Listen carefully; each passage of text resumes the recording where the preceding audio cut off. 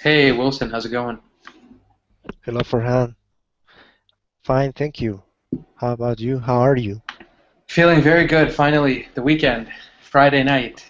Of course, finally it's the end of the Friday. Absolutely, cannot wait. So happy that the day is near to being done, close to being Right, done. right. Hey Emmy, how's it going? Hi, good morning, good evening. Good evening for both of us. Hey, Amy. Yes. Hi, Wilson. The sun doesn't shine yet here. Rise. The sun hasn't risen yet. Rising. Yes, rising. Uh-huh.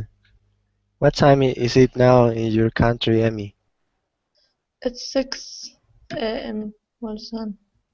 Mm, 6 I 2. see. So early, right? Yes, Super early. the sun hasn't risen.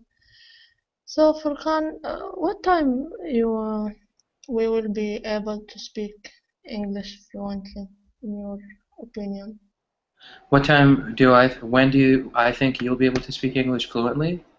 Yes, all of us, all the students. I think you guys are making a lot of progress. I mean, I honestly don't think you guys are less than fluent. I mean, it's just when I speak, you guys understand everything. When I ask you questions, you guys are able to answer questions. You guys can understand the reading. You guys can follow along, right? So, fluency in the sense that you speak perfectly conversationally, I would say if you practice every day like this, another 6 months, definitely. Awesome. Yeah, I mean, 6 months, I can say if you come to my class every night for the next 6 months, and at the same time, if you go to other Colingo classes, if you do your independent studying, reading the newspapers, whatever you see, watching the English news, English channel news, definitely you'll be able to, I mean, you'll surpass your expectations by 6 months, and I would consider you fluent in 6 months. Some of you guys, I think you're already fluent in some senses, right? In, for example, maybe reading, some of your reading levels are very high. For writing, not so much, maybe because I haven't seen your writing. We don't focus on writing so much. But speaking, I guess, definitely conversational abilities, give it 6 months, and I think you guys will be golden. So, March 2014, end of March 2014, roughly, I would say. You know, I have an idea that I yeah. was thinking. I think that tomorrow I will go ahead with this idea. The idea is I am studying something right now Hmm. every day, half an hour, I think. Um, and I will start studying, but after finish my studies, I will I will have a presentation for me, but I will try to make to think that there are more people in the room, so I will expose in English all my understanding of of my studies, and I will record myself, and yeah, a half an hour I think it's enough for me. I think that's a great idea. I was going to tell you before you mentioned the recording part, if you can also record yourself on video, right? Fantastic practice. Because what did people say in the days before Colingo and the days before webcams? They used to say, recite in front of the mirror, right? Look at yourself in the mirror and recite that way. So you see how you speak. You can catch your mistakes, and you can listen to yourself, how you speak, the way you look, your facial expressions. All of those things are important for conversation. So if you have a webcam, record yourself half an hour. Just stare at the webcam, stare at your monitor, just like we do when we speak on Colingo, and just explain to yourself.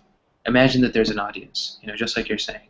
And I think if you self-critique yourself, then that's going to accelerate your pace until you get fluent, right? So if you make this consistent, like let's say every other day you spend half an hour reciting or reading something, presenting something to yourself in the webcam, then you watch how you speak, you know? You watch where you make mistakes. You watch where you have, maybe you stutter, maybe you say, you know? Yeah. It doesn't sound good when somebody else is listening, but you can't tell until you listen to yourself, right? So I think that's a great plan. I mean, that's people who teach, like even I do it, right? People who teach public speaking, people who teach how to present information, how to give speeches, how to be a good communicator, they all say these kinds of things. Look at yourself, record yourself on video, on audio, and it's fantastic. I mean, that's the best, one of the best ways. Yes, I think also the interviewing classes. Maybe I take just one class. One of the classes that the teacher has making some examples like interviewing with the teacher, maybe sometimes with the other student in the class. It's very important because it's not just one sentence or one idea. It's face-to-face conversation. It's like something like that. You can talk a lots of sentences about the same idea, and you can't expect what's the next question will be. Yeah. So yes, I think it's in the real life we will see something like that. Someone will come and asking us, or if you wanna ask someone several questions about the same subject. It will be great. Yes. Yeah, I mean, any strategy that you guys can have when you review yourself is the best way to do it. I didn't ever really see myself talking until I started doing this Colingo stuff, Now I hear myself speak 1 hour every night. So it's good. I mean, it definitely helps, right? Hey, Greg, how's it going? Hello everybody. Nice to see you again. Hey, Greg. Everything fine. Good. It was good. the first rain in this year. First rainfall. Oh. Yes. I go to walk and it catch me in the middle. It was very nice. That's awesome. Today it rained a lot here. It rained a lot yesterday also. Thunderstorms, big storms. Winter is only a few days away, or a few weeks away. It's getting cold. We don't have half year's rains all summer. From March we don't have rains. Oh wow. Yes, and yes, this is. Yes, here in Middle East we don't have.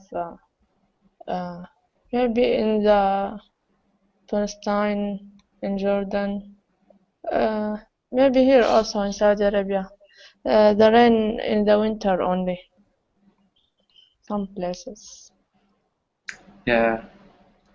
Hey, Jose, I haven't seen you in many weeks. How are you? Hi, Farhan. Hi, everybody. Yeah, a long time no see. I was a little busy sometimes, and sometimes I was out of the city, and sometimes I was totally free, what tends to depress me a lot. Now I'm here again. I'm back in business. Fantastic. Did you go to?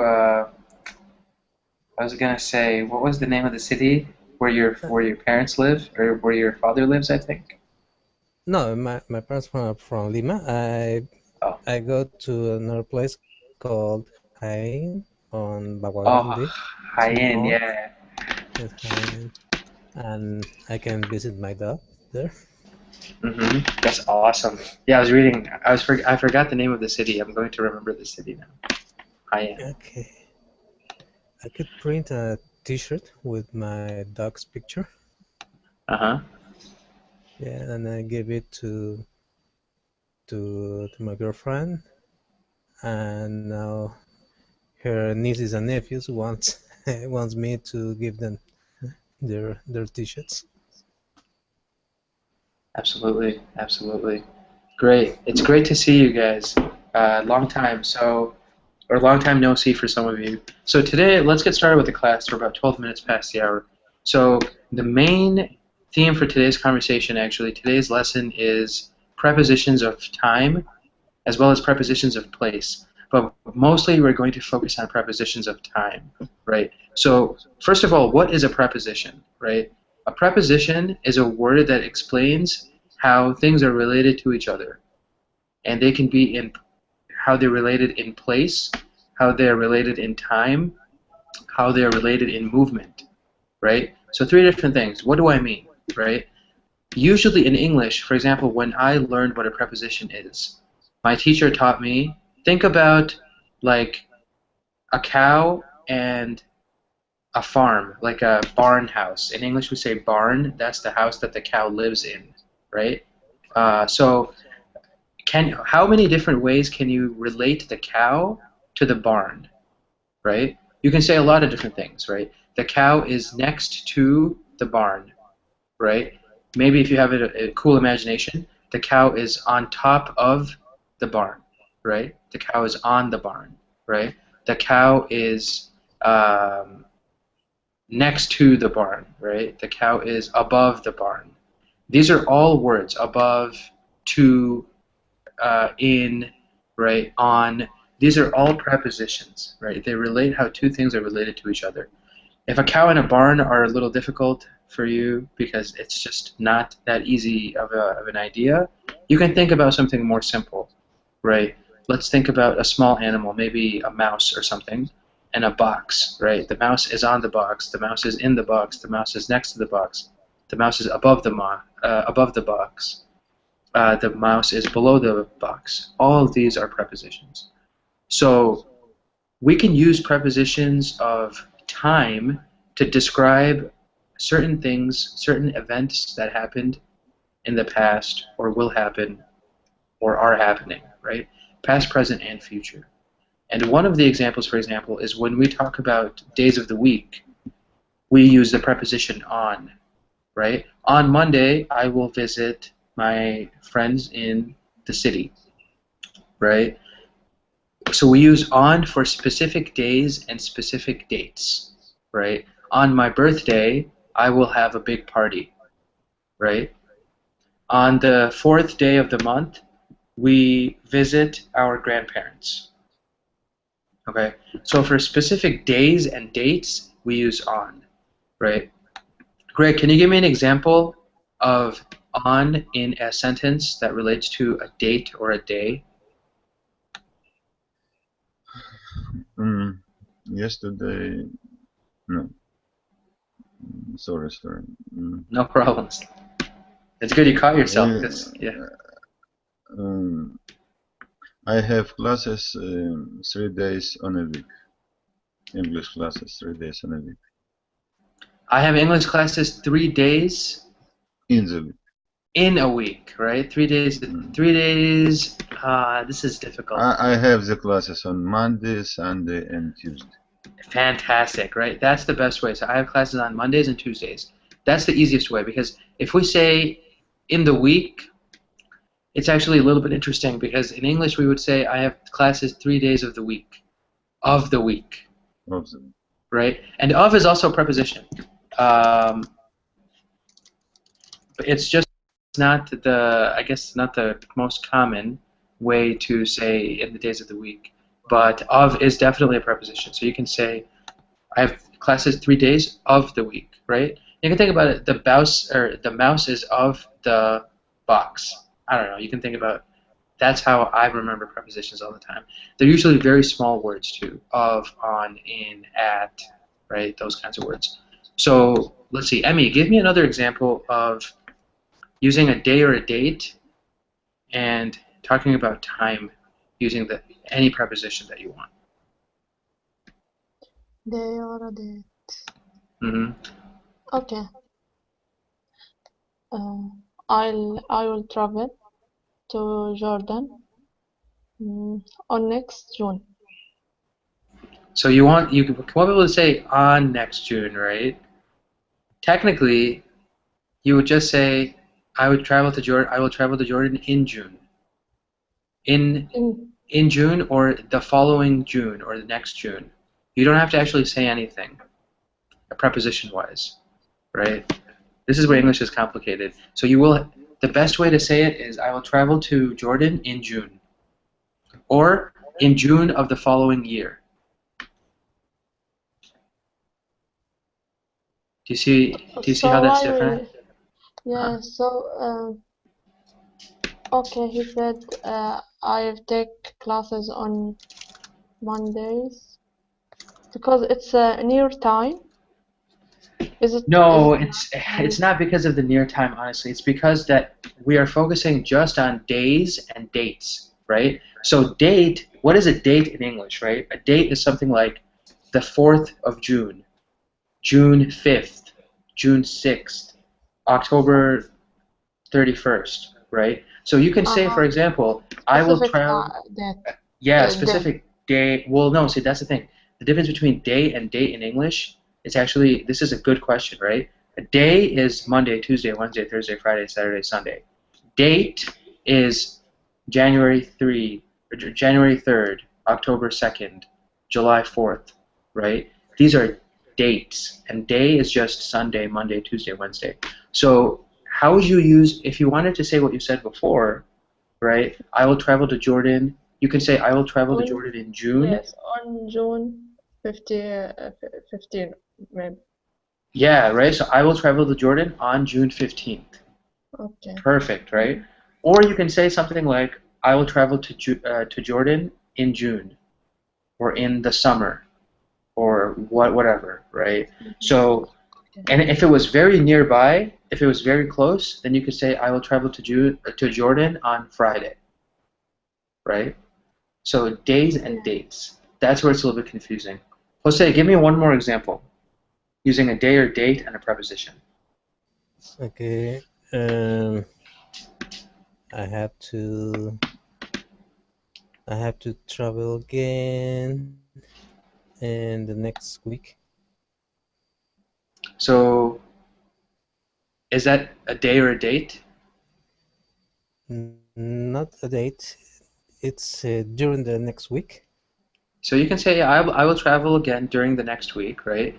So okay, that works. But I mean, I was trying to see if we could focus on, right? So if okay.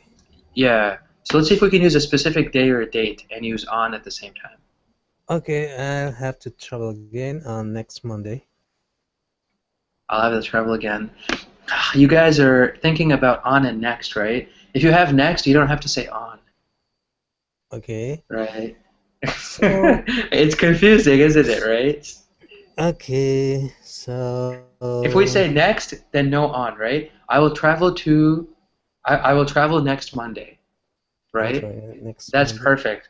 But in that case, I don't think we have a preposition in that example. Okay, Is next a preposition? So I usually take my classes on Mondays. I usually take my classes on Mondays, right? That works. That works. Okay. The idea is, so next can be used as a preposition in this example, right? I will travel next Monday.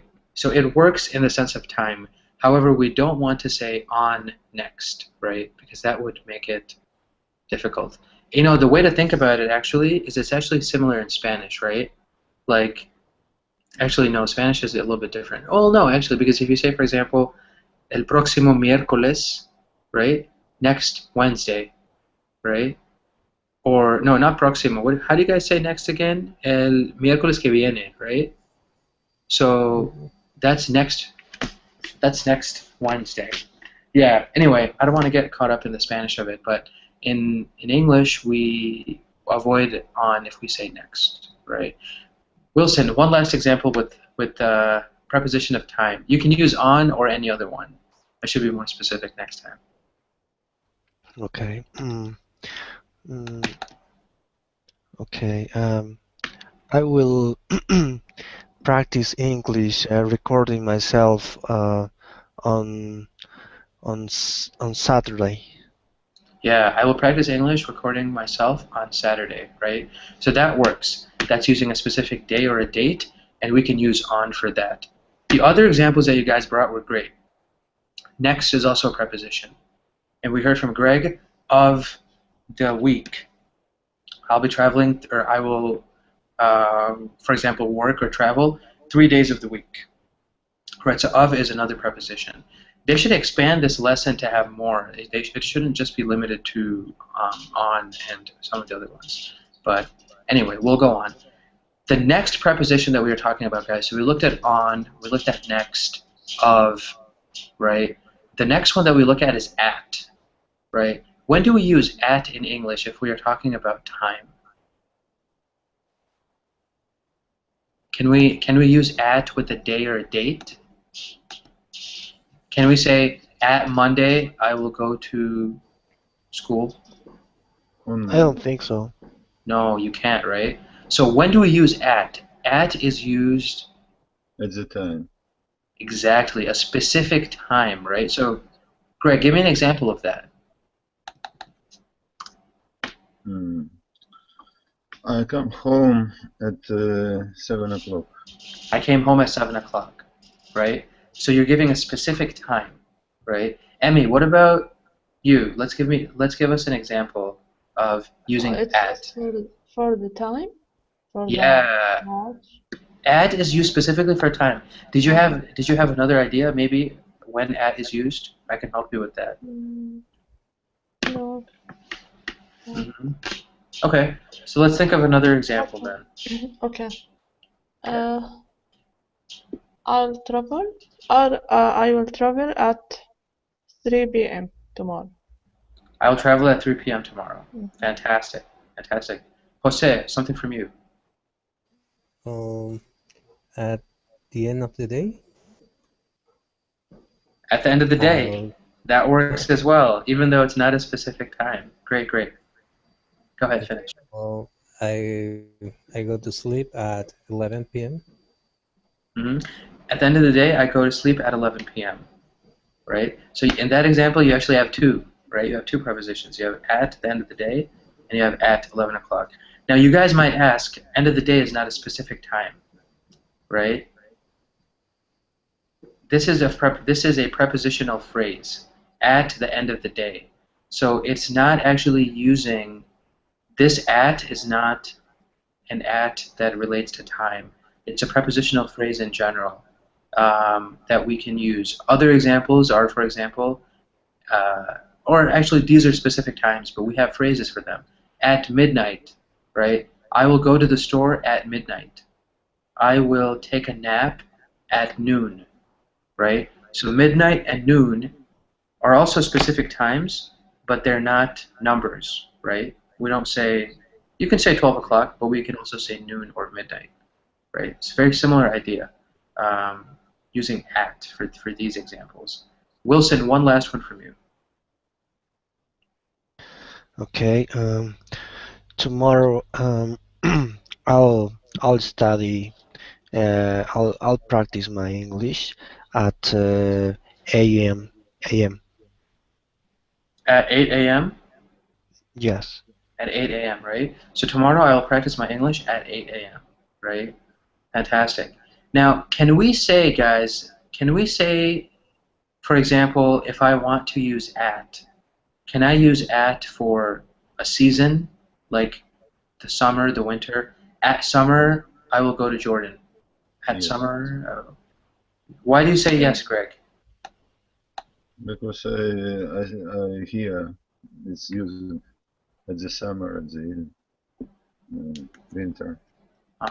So, folks who actually say at for seasons, at the summer, for example, they are actually making a mistake, right?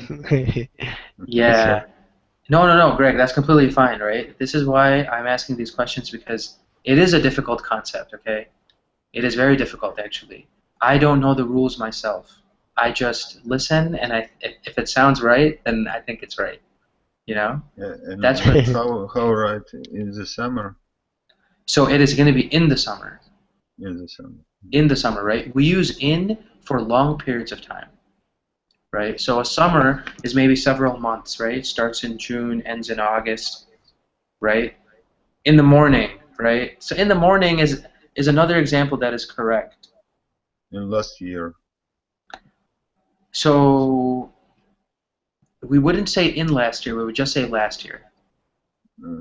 Just like we saw with next, we don't say on next, we don't say in last.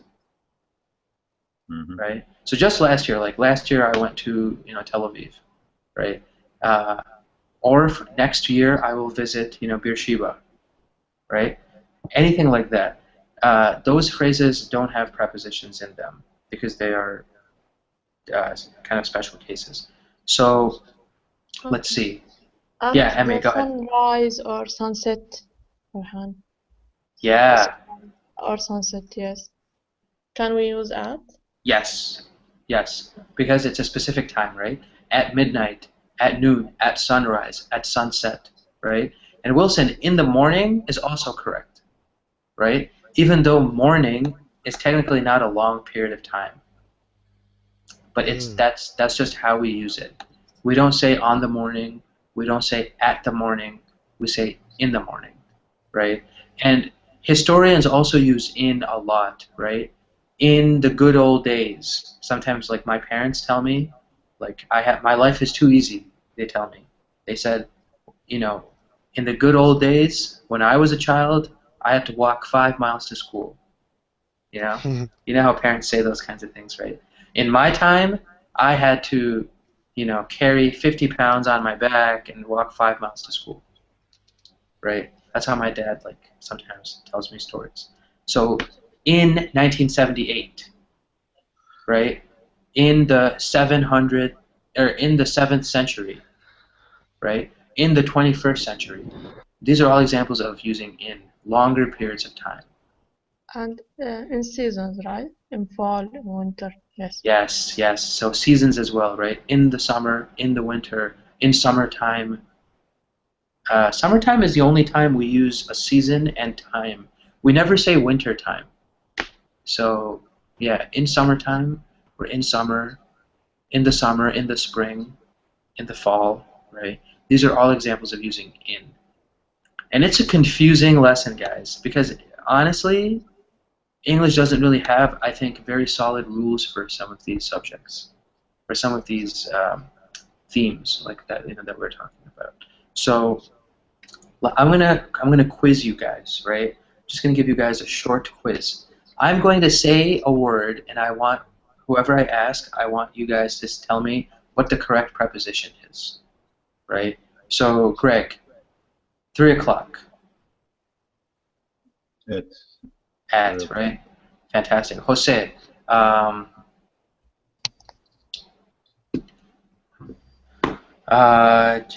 August 31st. On August 31st. Fantastic, right? Wilson. Yes, sir. 18th century.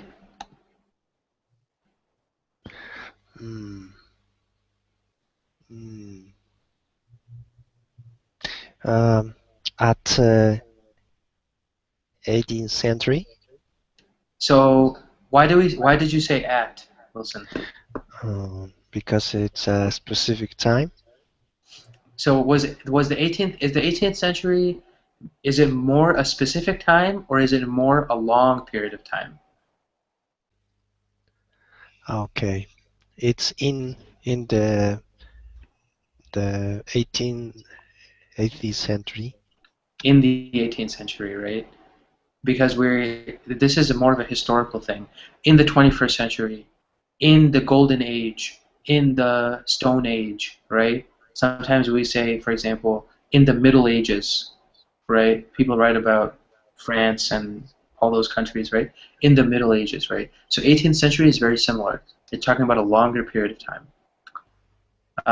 Emmy, what about something like, I'm going to give you a hard one. New Year's Day.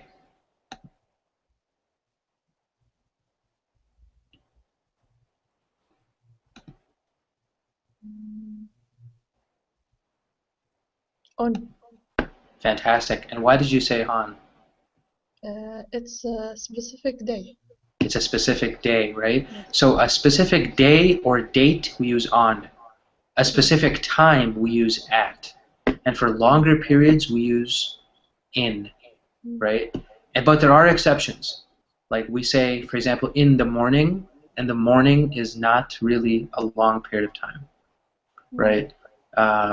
We say other examples. What did we say? For example, at midnight. Midnight doesn't sound like a specific time, but it is, right? When is midnight technically? Midnight is exactly just that 1 minute from 12 a.m. to 12 and 59 seconds a.m., right? As soon as it's 12:01, it's no longer midnight, technically, right? So it is a very specific time. Noon at the same time, 12 p.m. from 12:00 p.m. to 12:59 p.m. As soon as it's 12:01 p.m., it's no longer noon, it's afternoon, right? But that's And all for the ceremonies days, Farhan, like Christmas Day, Eid, Hajj, something like that. It's just one day. We use on. We use on, exactly. Exactly. But however, so this lesson is limiting, right? This lesson doesn't give you guys really the full picture. If it's a longer period of time, right, we can use in, we can use during. I love using during, right? So, and native speakers use during, right? During the summer, I went to Jordan. During the summer, during my vacation, I went to Cusco and Lima, right? People generally don't say in the summer I went to whatever if you're listing a lot of different things that you did, because if it's a longer period of time, we talk about more than one thing usually, right? So I use during a lot, right? During my vacation, on my weekends, right? So that is another example. Weekends is considered a longer period of time. I'm sorry, weekends is considered a specific day and date in this case, right? So on the weekends, I visit my parents, right? During my vacation or in my vacation, I do a lot of shopping, right? We'll practice some of these guys. This is not an easy lesson. And the last thing I wanted to say was there are two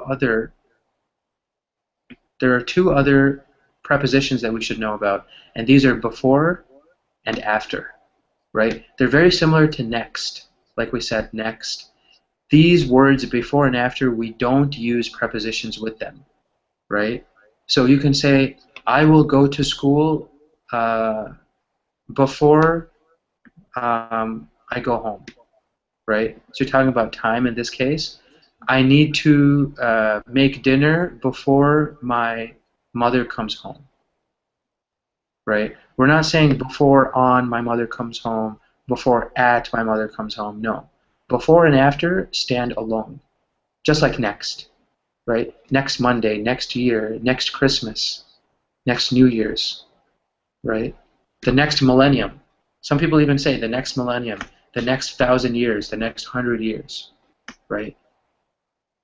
Before and after are very similar in that case. Any questions, guys? I know this was not... So, oh, Wilson, you typed, are after and afterwards the same?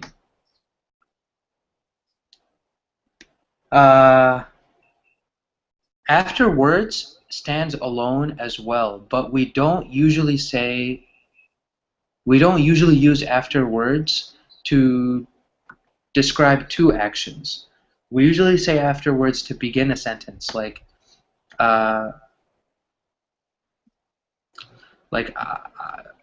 You know, that's a very good question, Wilson. Did you have an example in mind of something you were thinking with after and afterwards? Yeah, yeah. I think that it's like you say.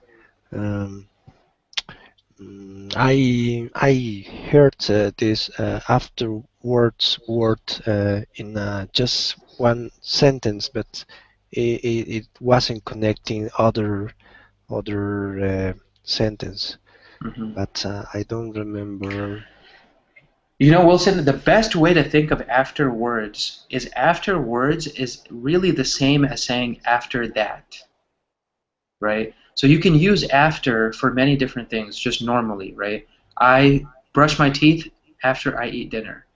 You can't say I brush my teeth afterwards I eat dinner. That doesn't work. But Okay. think of an example when we use after that, right? So let's say you're giving somebody directions. Drive 6 miles and after that make a right turn, right? You can use afterwards in that example. Drive 6 miles and afterwards make a right turn, right? So in terms of understanding it, afterwards is similar to after that, Oh. right? But after is much more versatile, right? You can use after for anything. Before you cut the onions, add the tomatoes. After you add the tomatoes, add the onions, right? You're giving somebody a recipe, for example. Or you're just talking about your day. After I went to school, I came home, right? After I studied, I went to sleep. I danced to the music after I came home, whatever, right? So afterwards is similar to after that. Okay. A little bit different. Great. This is a tough lesson, guys.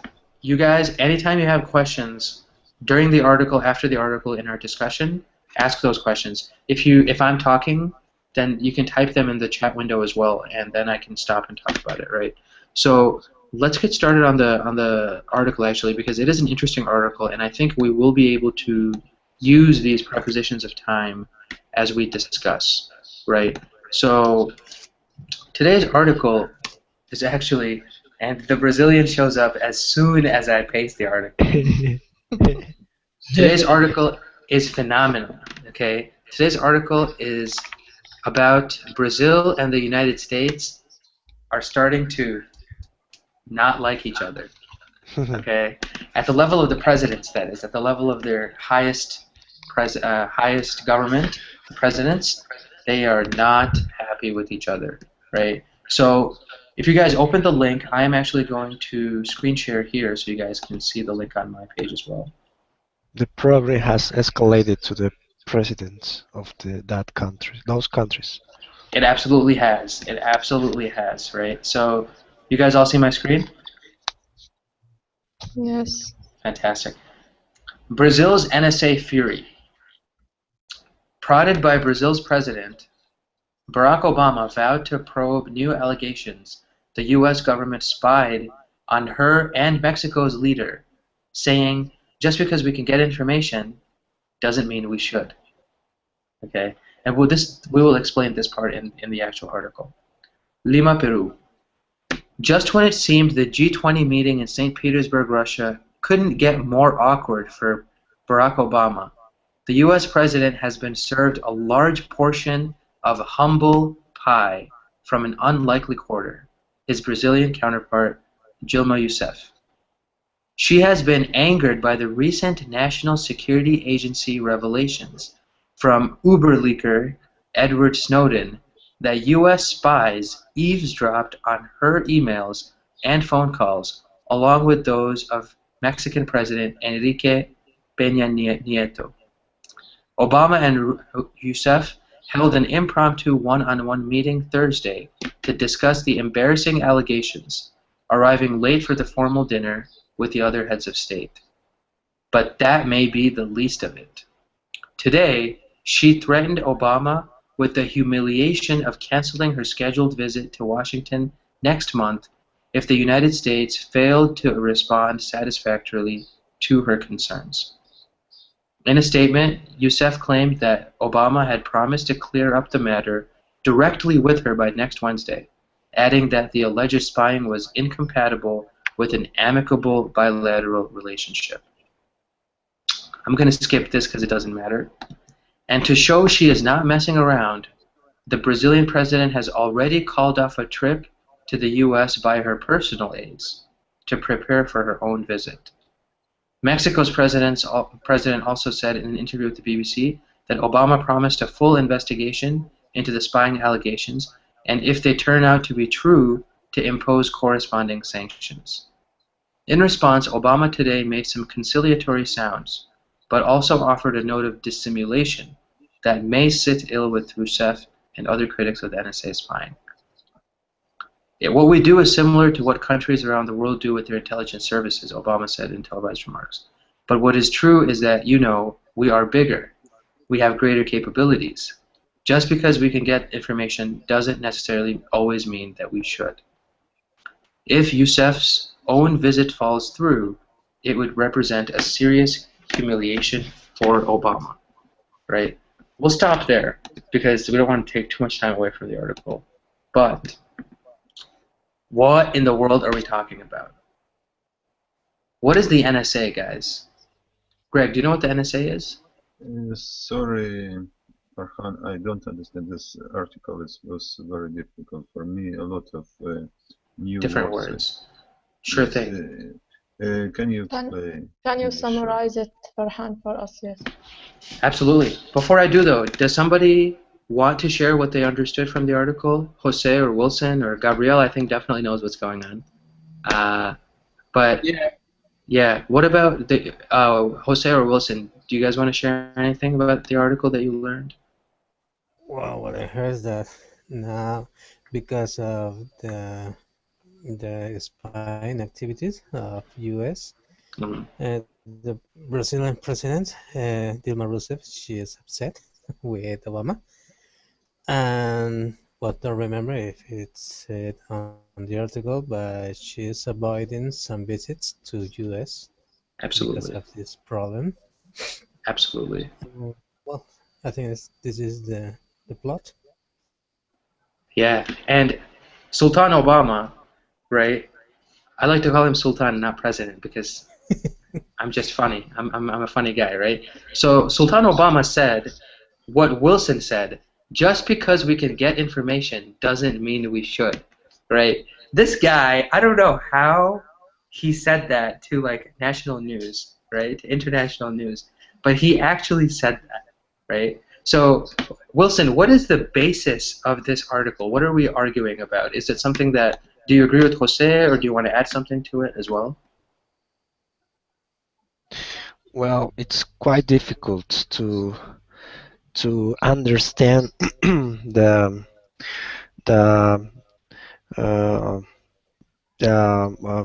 issue. I don't know. I can get it. Why people think that that USA is not spying them? I told you in another class this, but yeah, it seems to me it's an illusion for people to have privacy. I completely agree, right? So you guys are on the right track. Gabriel, would you mind sharing with us what you think about this article, and then I will speak a little bit about it. Yeah, I think it's very complicated.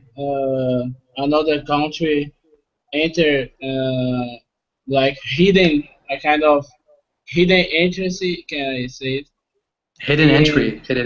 Entry, yeah, in another country and spy, important subjects about business and plans that it's secret, right?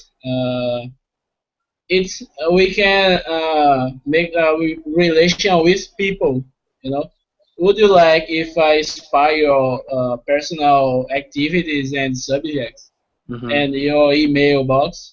Nobody would like to know about it, and it's more critic talking about countries, with millions of people, and this is uh, terrible, and it can affect a lot of people between these two countries, like diplomatic problems, and if some Brazilians want to go to the United States, the people in the airport will look differently to Brazilians, maybe. That little problem can affect a lot of people if you think well. Absolutely, absolutely. Fantastically said, all of you guys, right? So, Greg and Emmy, right? These guys are exactly on the right track. How did this all begin? This began when a guy named Snowden, that American guy, he used to work for the National National Security Agency. I think that's the name of it. Yeah, the National Security Agency, the NSA, right? NSA is a very top secret American organization, a U.S. government organization. So he used to work for the NSA, and then when he released all of this information, he released a lot of sensitive, secret information about the U.S. government.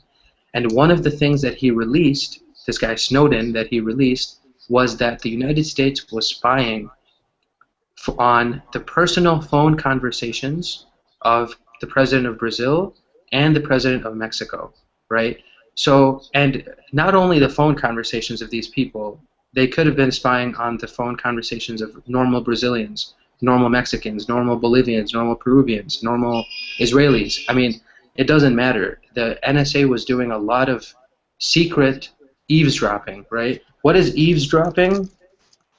Eavesdropping is when you are listening to someone's conversation, right? It's as easy as your mother is talking on the phone and you pick up another phone in the house and you listen to their conversation.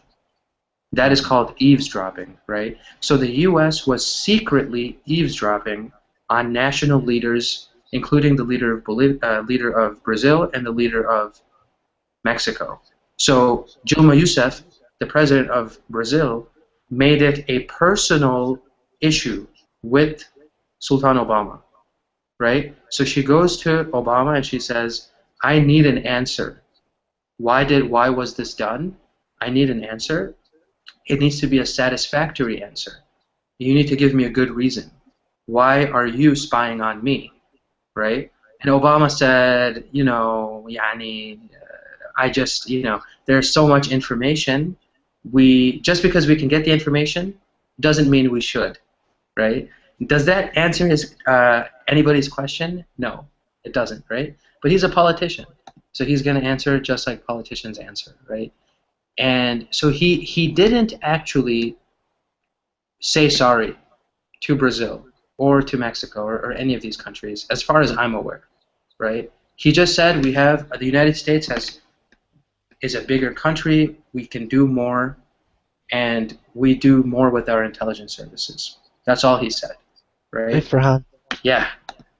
can you say in another way the phrase that Obama said?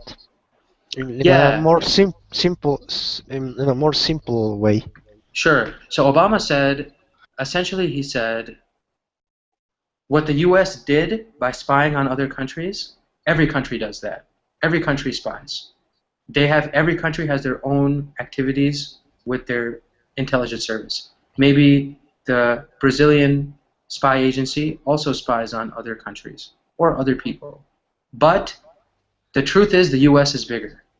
The U.S. is more powerful. The U.S. is bigger. We can do more. We can spy more. And just because we spy more doesn't mean we should spy more. That's what he said. He didn't say sorry. He said, it's like if you talk to a big muscle man and the muscle man says, just because I can lift weights, like 100-pound weights, doesn't mean I should lift weights. What does that say? That doesn't say anything. Right? He's not apologizing. He's just saying, oh, we can do it, but that doesn't mean we should do it. Yeah, but Okay. What does it mean? Like, for me, it sounds like he said nothing. He said anything. He didn't. He didn't say anything. He completely avoided the question, right? Yeah, very, very poor question, maybe. Yeah, and I mean he's a smart guy, right? He didn't become president because he's an idiot, right? He knows how to answer these questions. So doesn't mean we should. Wilson means that let's say you can speak English very well, but it doesn't mean you should. Nobody is forcing you to. You can speak whatever you want, right? Okay. So it's the same thing that he's saying. We are a big country. We can do whatever we want, but maybe we shouldn't do whatever we want. Okay. Thanks, Obama. Thanks for Very answering the question. confusing. Very You know? confusing. Yeah, I mean, it's ridiculous. He didn't answer the question at all. So now it's a big issue. Dilma Rousseff actually did cancel her visit. So Yeah, this, we had a great, how can I say, this news was very commented here in Brazil. How can I say? it was very Spread. publicized, very highly publicized, right? Yes. Very much, people are very aware of this news story in Brazil, right? So President Rousseff of Brazil, actually called Obama and said, "I'm sorry, I can't come to the U.S. You didn't answer my question. I'm sorry," right? And President Obama actually called back, tried to get her, "Please, Dilma, please come to the U.S." Right? She still said no. She still said no. So now this is a major embarrassment for the U.S., right? Obama is, I mean, he should be ashamed of himself, right? Brazil is not like a small country. Brazil is a big deal. And he just, the president isn't coming to visit Washington. Obama will be eating dinner alone. It's sad, right? I think it's very sad. Maybe maybe Obama would have like feijoada with Dilma. And now he can't. Now he has to eat, apple pie or whatever he eats, right? So that's the situation. Okay, enough talking from me, guys. So what do you guys think about this article? Do you think that it's limited to just Brazil, limited to just Mexico? Or, Emmy, do you think this is happening everywhere and nobody cares? Yes, no, actually, it's happening everywhere. You guys think it happens everywhere? Gregory, what do you think again? I'm sorry, you started to. our prime minister have problem with Obama. Our country is friends as usual, but in the last, our prime minister have difficulty with relation with Obama, especially with Obama. Netanyahu, right? Yes, and it's specific for Obama. He very straight and he not afraid to offend small countries. Yeah, right. So relationship-wise, Israel, I think in Israel, Obama is the most unpopular president. It's not spoil our relationship between countries, but These individuals. Personally, it's not seems well. Mm-hmm. I've heard that. I've heard that as well. I've heard that Netanyahu and Obama are not very friendly with each other. They have problems, between themselves. So yeah, Emmy, what were you saying? I'm sorry, I didn't mean to cut you off. I think, as usual, United States act like she's the father for all countries, and she must have check out for all of them what they are doing, if they are doing bad things or good things.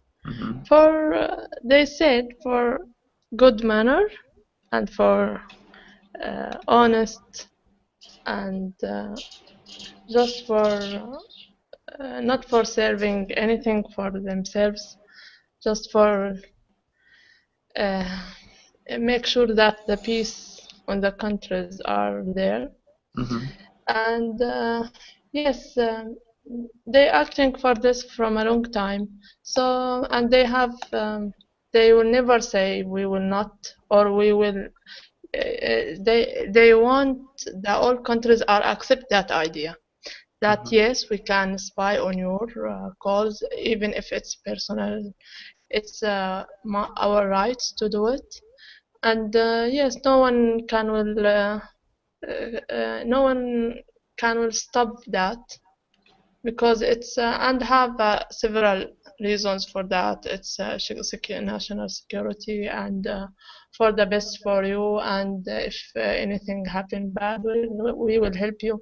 Mhm. And a lot of that lies will they will make a list of a lot of lies and reasons why it's why we should do this, even for I'm sorry, even for you, Mhm. for your countries. It's okay. I mean, I think we care, right? We were only spying on Brazil. Gabriel, I'm sorry, man. We were spying on you guys because we care, right? We love you. We care because we care, but maybe we shouldn't care. Yeah, maybe we No, you should. should care. You should spy. Please spy for all the countries. Please. I know, right? So it's a big problem, guys. It's a big problem. I think United States started spying everywhere because of September 11. Yeah. After that, I think the government of United States created like a thought, I don't know how to explain in English, but a vicious thought about terrorism and that terrible thing. And they started spying everywhere, everything, every country, to avoid this kind of attack in the United States. And I think this is only countries around the world discovering this kind of activity from the United States. I think there are a lot more that people don't know yet. I can tell you for sure, man, the U.S. is spying on everything inside this country. Even that, Everything. the terrorists didn't stop or make list. Why they can't catch them if they spying on all the whole world? Why they just? I don't think so. They are just. No, if it's spying for just for peace, or for check if there is any criminal will happen. But until now, we hear a lots of explosions happen even in United States, and they didn't know about that. Why? Mhm. I mean, it's But they difficult, know right? about the emails of the other president. It's Mhm. Yeah, really, no one knows. No one knows what's actually happening, right? But Jose, I have a question for you. I mean,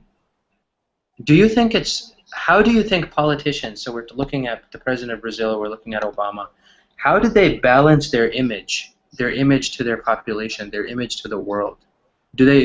Are they always concerned about their image? Is it something that is important to them?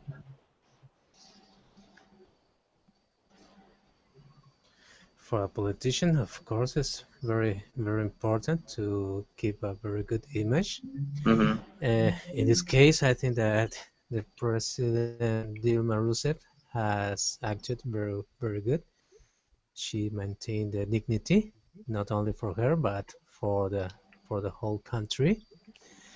And Obama, well, maybe his image is not very good in this situation, but I think that all the countries will still be willing to make negotiations with U.S. Of course, Mm-hmm. that won't change.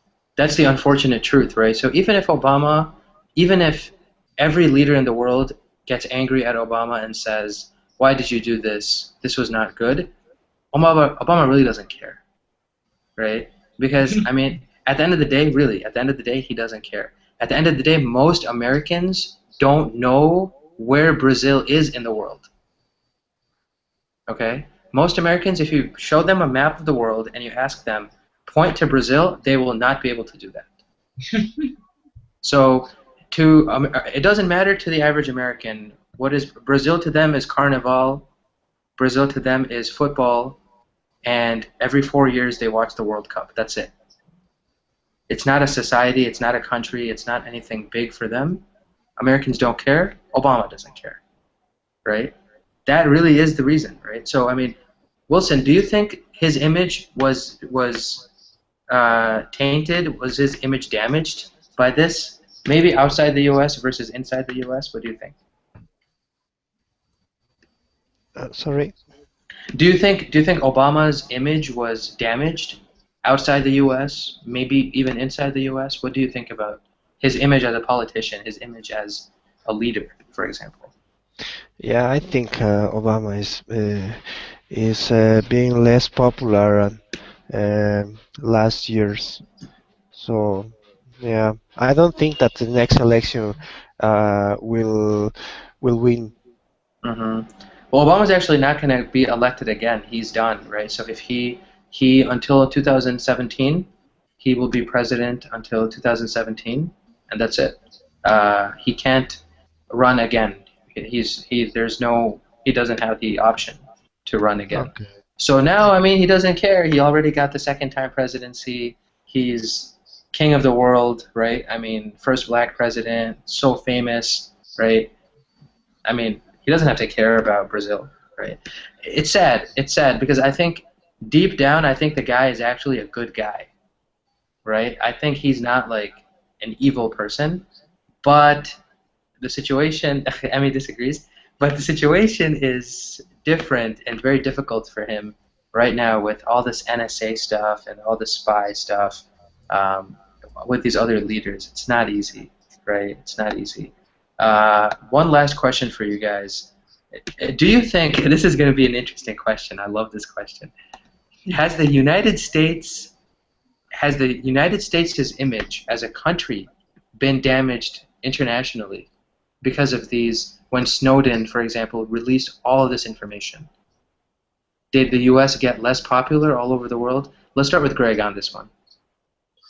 I don't know. I don't know mentality of the world. Maybe it's work opposite. Maybe it's make authority of U.S. more strong because people feel power.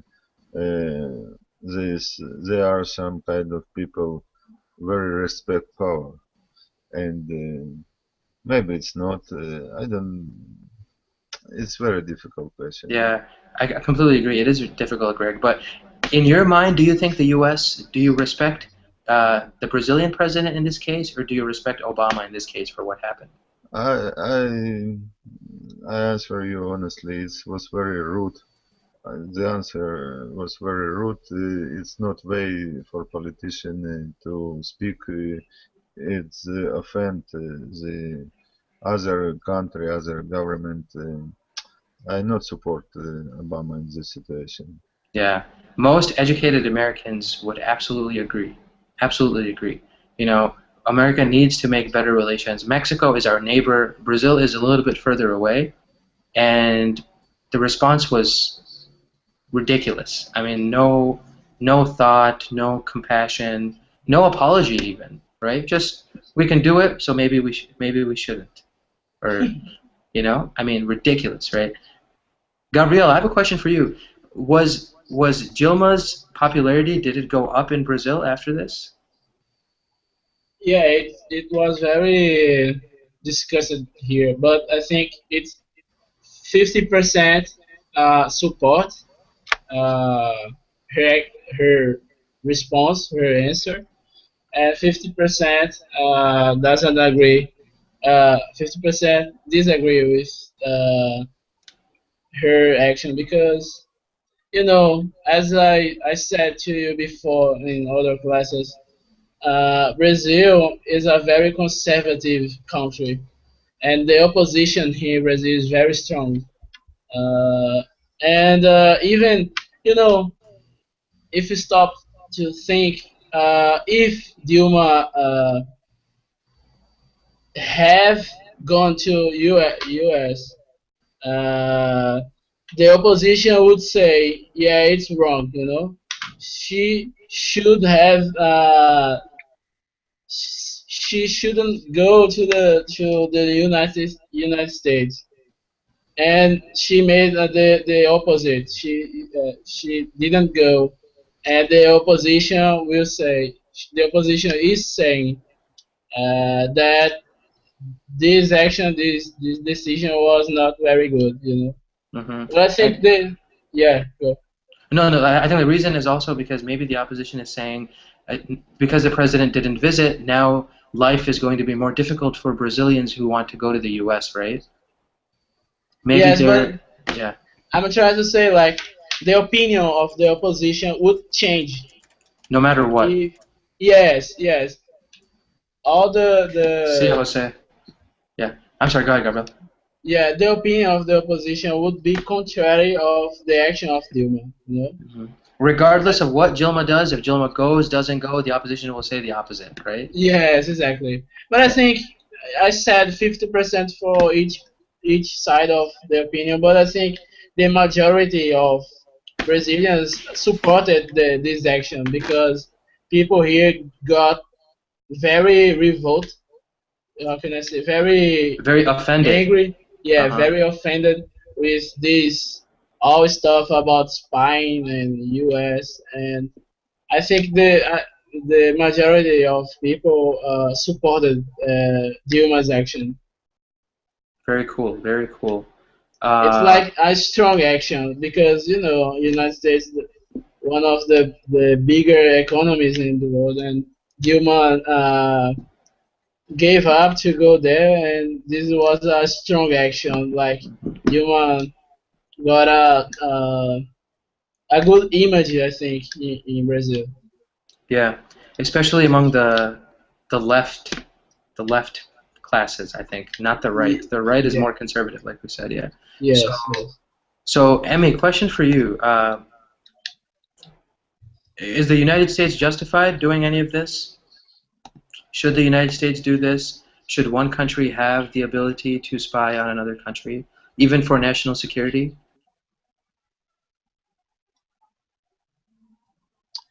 I think no. If they want to spy on any members, they must have agreement from the government of that country. So. But what country is going to give you permission? No country is going to give you permission.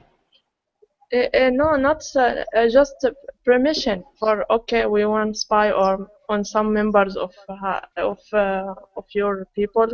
Can you accept that or not? If they say not, okay, this is something else. So we will put X on this country, and we'll be against them.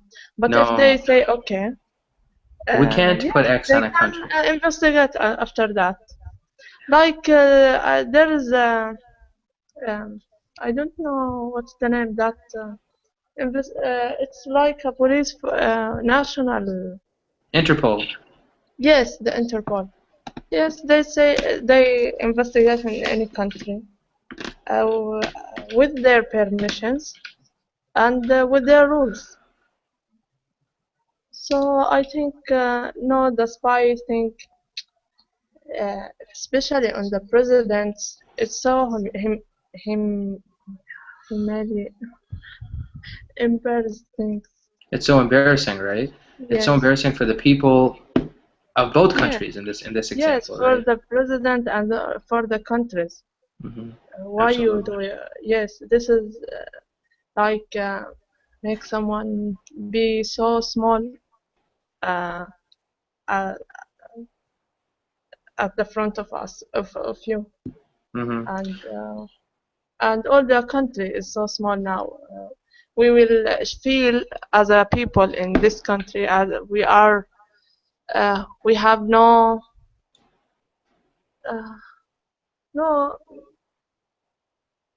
freedom, no I don't know the word.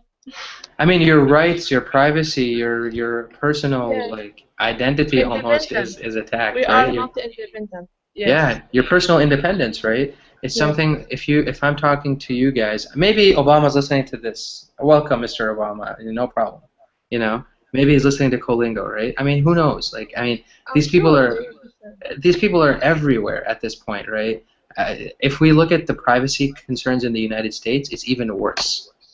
even worse. Like inside this country, they know everything that's happening, right? So I mean, like they know. Obama is watching this class. Maybe he is, or one of his friends is, right? I mean, Internet is the best way for spying. Yeah, absolutely, right? And Google especially. Google know it all. Google knows everything. So strong, so complicated. Who know it all? What people think, what people say. That's the thing. That's the thing, right? So I'm sure something spied to us. yeah, I mean, once I received a phone call from just a company that was tracking emails, like not personal emails, but my work email. They were because based on the emails that I was receiving at work, for example, in my job as a manager, they called me and they said, "Would you be interested in our magazine?" They were selling some kind of a management magazine, some kind of a business magazine. And I got angry. I said, "How did you know who I am? How did you get this number? How did you contact me?" They're like, "Oh, we're very sorry. We got it from your employer, whatever." I was like, "This is ridiculous, right?" If you type an email on Gmail, right, they will suggest you different things in the sidebar. Like if you're typing about plane tickets, come back 2 days later after you send that email, and you'll have a link next to your Google Mail, then next to your Gmail, that will say like fly to Brazil. Yeah. They know Facebook does this too. Facebook does it too, right? So I mean, they see what you type, they see what you write, they know what you're doing, and Google does it maybe because they want to improve their customer experience. Yeah. Right? Nobody knows. Nobody knows what's actually the reason. Who is using this information, against who they're using the information, right? I mean, yeah, if you're a criminal, if you want to hurt people, absolutely, the police should catch you, whatever. People should know that you're dangerous. But where do we draw the line, right? Yeah, go ahead. Yeah. And all databases are based in the United States. So my data, all action that I do in the internet, in Google, Facebook, Gmail, and etc. Twitter, it's all everything. Yeah, Everything. all, yes. Every single thing. Wilson, any ideas from you or any thoughts about any of this? I know you said before that it's foolish to expect privacy in today's world, but did you want to say anything else about this information? Well, I was thinking that maybe Google use all our information to make money. They live because of their ads, and also in some way, if they know everything, also the governments will be interested to work with Google too. I think that it's very beneficial for Google. This even though I don't think that they will accept that they are involved in this kind of things, but I don't know, they they need governments to live and to run their business. Absolutely. Do you think Google gets permission to run their multi-billion-dollar company in the United States if they refuse to give the U.S. government what the U.S. government wants? One day Google could get a lot of power, but nowadays I don't think so. Uh, I read an article that there was startups, technological startups that good ideas, but government banned them because I don't know. This is startups will impact in their in their other companies that are working with the government, and those companies they tell to the government this startup is a danger for business, so you government needs to close this startup, something like that, you know. In Mm-hmm. that case, you can guess if that startup will survive, even if Mm-hmm. it's a great startup, a good invention, even that, even though the government will close that startup. Absolutely. Absolutely. Right. So I mean, everything is in the hands of some power, right? Maybe not the government, maybe not Obama. We always blame Obama, but I mean, there's a bigger problem, right? I mean, whoever is running the show or whatever group of people are running the show in terms of this NSA stuff, the CIA, FBI. I mean, I like your link that you sent, Gabriel. You know, Siri on the Apple iPhone and stuff. I mean, this woman, this computer is a Yeah. very, you know, it's an example of artificial intelligence, right? They understand you. You say, "Hey Siri, what's the time in, you know, Sao Paulo? Today the time in Sao Paulo is 9:25 p.m." You know? I mean, Yeah. she knows everything, right? If you can describe the situation to her, she'll give you an answer. So, I mean, spying, you don't even have to have people listen anymore. Maybe Siri is listening to all of us when we make a phone call, right? Maybe the computers are now able to understand voice conversations, right? You don't need to have somebody listening 100% of the time. Just somebody with a computer, just a computer program that can maybe analyze 1 million phone calls in 1 second. Everything that is happening on Skype, on the phones, on text messages, SMSs, emails, they can check millions and millions and millions in just a few hours, for example, right? I mean, that's the new face of technology. So I like the link, Gabriel. Thanks for sharing that. You're welcome. It's really funny. So anyway, guys, I mean, this is an embarrassing situation for the United States. It's even more embarrassing for Obama, I think. It's a sad thing that most Americans don't know this. CNN, I was watching CNN during the past couple of weeks. I don't think they mentioned it even once. Yeah, I would like to ask you about the Repercussions. repercussion, yeah, of Uh-huh. this situation in the United States. You know, Gabrielle, to be 100% honest with you, no repercussions. Yeah. How American. did you know this news? Well, I like to read the international news, and I had heard when I was looking for a good article, I went to the Global Post, this magazine, this newspaper, and it's a world news website. It's all about the world, and that's why I really wanted to see what was happening. And I knew that Obama was having a difficult time in some countries of the world, and with Brazil, this was the big news story that the president of Brazil canceled the trip, and it's embarrassing. And Obama called her, "Please, Dilma, please," and Dilma still said no. Right? So it's funny. It's funny. It was a little bit funny for me as I was reading this news story. You know, it's I don't know, guys. Any questions, though, guys? We talked about a lot of different stuff, right? Prepositions of time.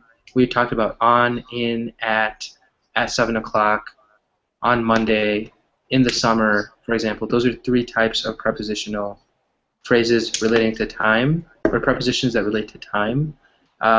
Or about this article. I mean, anything you guys wanted to say. Thanks for staying on a little bit longer. I know it's past 1 hour, but anything you guys wanted to talk about in general? Any questions you had about this stuff? Can you just please, Farhan? I didn't.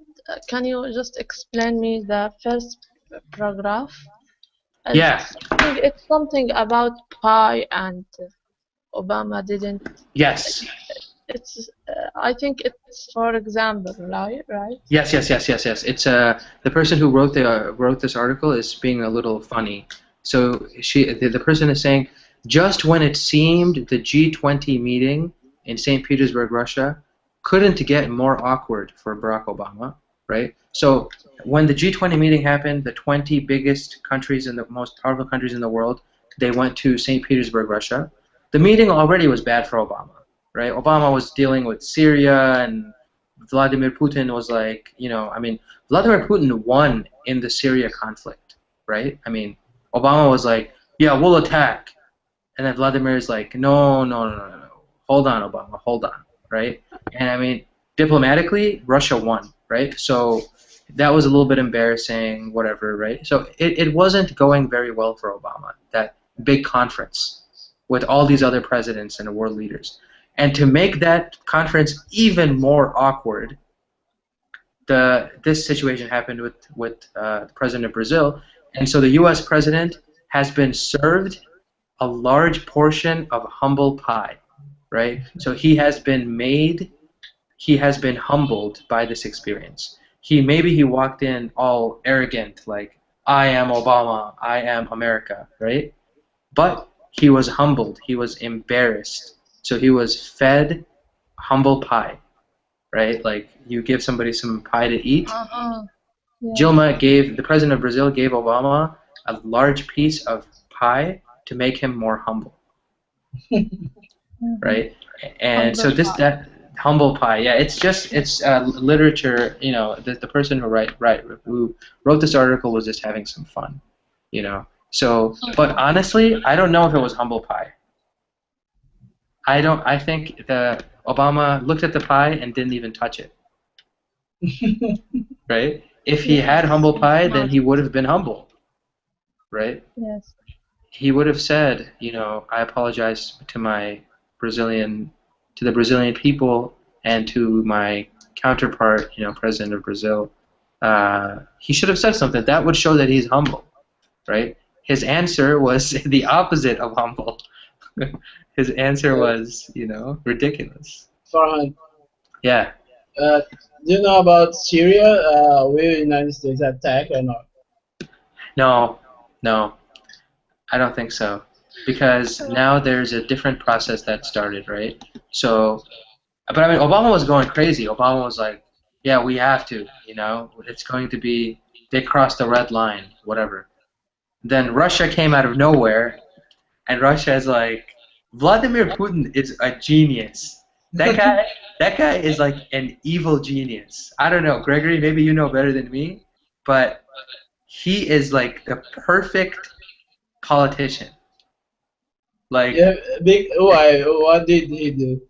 I mean, I honestly want to learn more about this guy. Okay, ex-KGB. This guy, like, secret Russian police.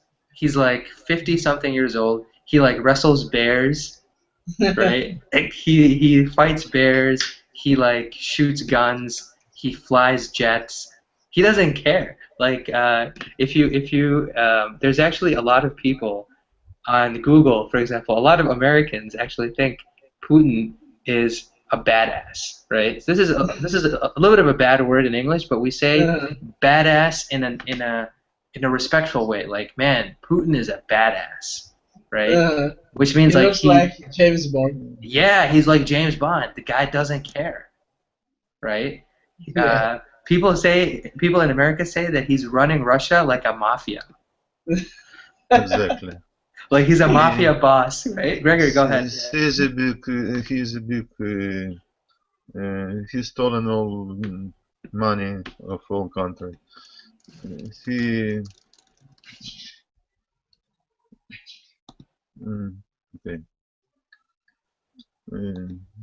He is the richest man in the Russia.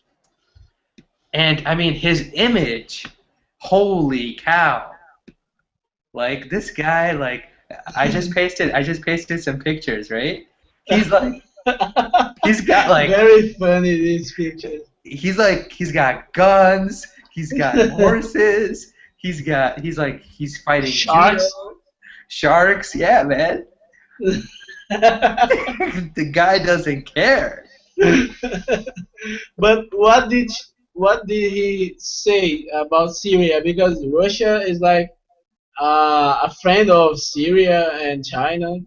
Yeah. What did he say to Obama to avoid this conflict? I mean, he essentially told Obama, "Listen, man, sit down. Don't get so excited."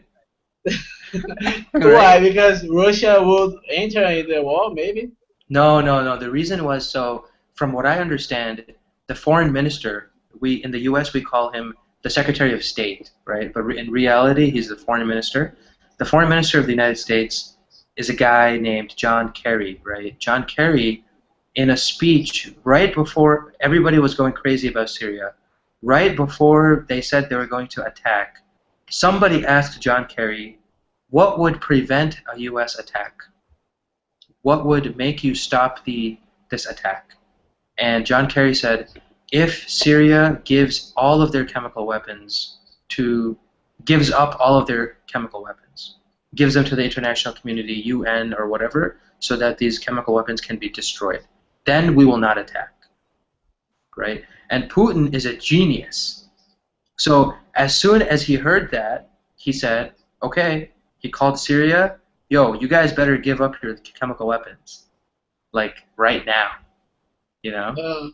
And did they do that?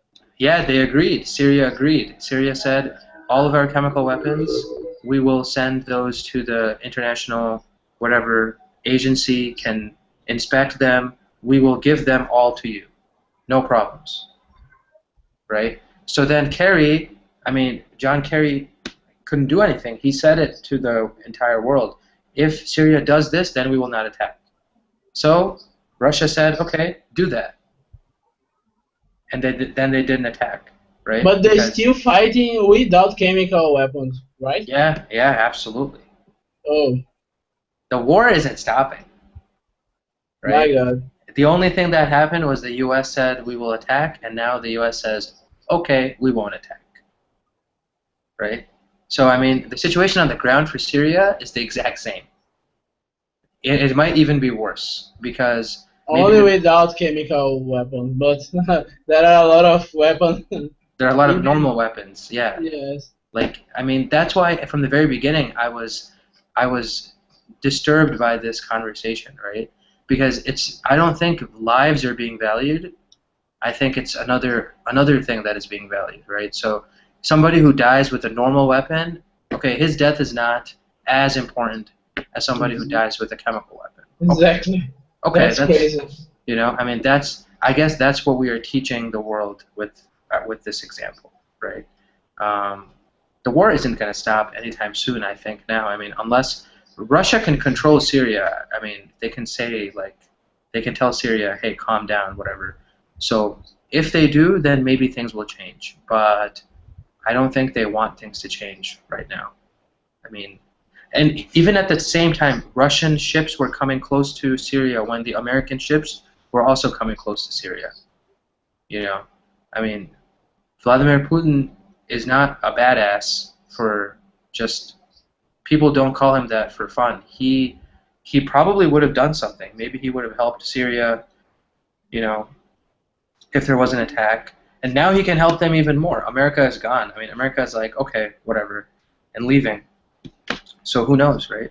It's a very difficult situation, guys, very difficult. But Gregory, I mean, when you said that Vladimir Putin is like a mafia, he stole the money. So this is something that people in Russia believe also then, right?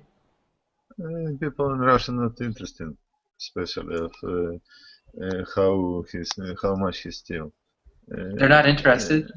Yes, they live good and say to Putin, thanks, President. Mm-hmm. And okay, guys. Putin king. He's not president. He's king because they make in Shachmat it's called rokirovka. This Medvedev. Yeah. One time Medvedev, two times Putin. So Actually, he is king of the Russia. He's actually king of Russia. Emmy, I'm sorry. Russian like it. Russians like the fact they have a king. Yes. He's the Tsar. Tsar. The Tsar, yeah, the Tsar of Russia, right? Hey, Emmy, did someone spy on us? Why did you leave?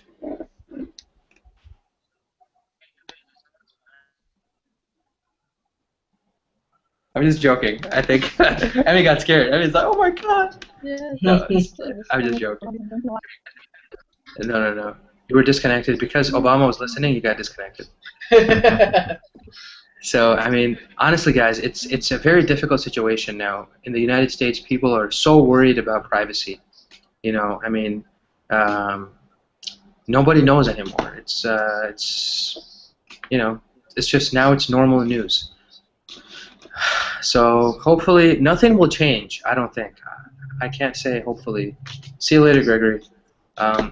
You know, things I don't think will actually change much. You know, I think this is just news. I mean, Obama doesn't care. Americans don't care. They are already getting spied on. And Russia is probably spying on America. America is spying on Russia. China is spying on everybody. Yeah. Yeah. Well, what about the public opinion about Syria conflict in the United States? So the American people are very much against any U.S. involvement in Syria. Almost like 70%, 80% of American people want nothing with Syria. Okay, no Americans to go there, no bombing, no war, nothing. It's their problem. Let them deal with it. Right? It's a Middle Eastern problem. It's a Syrian problem. They can solve this problem. America does not need to get involved, right? But I think from a humanitarian perspective, people were very shocked by the chemical attacks, right? Mm-hmm. So I think that was what really changed the atmosphere for at least 2 weeks. I mean, you know, people were saying, this is not right, this is horrible what was happening, and more NGOs and charity organizations, those kinds of organizations are spreading information about Syria, and there is a public movement maybe to pressure, for example, the United Nations, the Arab League, right? The Arab League doesn't do anything, okay? The Arab League is the most... Yeah. Like, UN are doing nothing. Yeah, UN doesn't care. The Arab League has no backbone, okay? The Arab League is just like 30 Arab countries. They just sit and wait for the U.S. to start something, right? Yeah. They all have huge armies. Like Saudi Arabia, all of their military is American military equipment, right? They have some of the best tanks, some of the best helicopters, like billions of dollars of technology that they're just, you know, keeping in the desert. Because who cares, right? If they wanted to, like if Saudi Arabia wanted to, they could attack Syria and defeat Syria. Like, I mean, Syria is using like Russian 1980s technology. Saudi has like 2010 technology, right? But they don't care. I mean, Arabs don't care. I mean, you know. But Saudi Arabia are not a friend of Syria or not? They are not friends of Syria. Nobody likes Syria. Syria has 2 friends. Syria has 3 friends. Iran, Russia, and China. That's Why it. Saudi Arabia doesn't like Syria? Because, I mean, Saudi Arabia as a nation is actually a very interesting country, right? Their ideology is religion rules everything there, right? So their religion is at least the government's policy for a lot of different things. But the royal family is also people don't know the royal family as well. Some of them are very westernized, some of them are not westernized. Nobody really knows. The royal family is its own discussion. But the country, Saudi Arabia, from a foreign policy standpoint, is pro-monarchy, right? They are pro-kings because they themselves are kings. So they are very good. They have very good relations with Kuwait, with Qatar, right? These other countries that are also kingdoms in the Middle East. They didn't like Saddam Hussein. They didn't like Gaddafi, right? So the guy in Libya, the guy in Iraq, didn't like either of them, right? They hate Iran, right? Because Iran is Iran is a Shia country also, and Saudi Arabia is extremely Sunni. So there's two groups of Muslims, the Sunni and the Shia, and even though Saudi Arabia has a large Shia population, the government is very Sunni, very, very strong Sunni. So all of these other countries like Qatar and Kuwait are also very Sunni, and the people of Syria are Sunni actually. Do you know? Yeah. Just a comment. Yeah, go ahead. Here in Brazil, we call, how do you say, Sunni and the other one? Shia. Shia. We call here Shiita is the name. Shiita. Right? Yes, and it's common to call somebody Shiita if this person are very very fanatic for something. Like I'm Shiita because I like the Beatles too much. So that's people call me Shiita. Yeah, that's like I'm very fanatic for something. But that's only a comment. No, that's interesting. I didn't know that word entered the Brazilian vocabulary or the Portuguese vocabulary, right? Shiita. That's interesting. And but, the other one is Sunita. Yeah. Sunnita. That's cool. Yeah. So I mean, in this case, the people of Syria are Sunni. The government. This is where it gets very confusing. So the government of Syria is not Sunni and not Shia. They are Alawi. Alawi is like a third group. Like they're kind of like their own religion, but they are closer to the Shia than they are to the Sunni, right? So, I mean, it's so confusing, Gabriel. But essentially, this is what happened.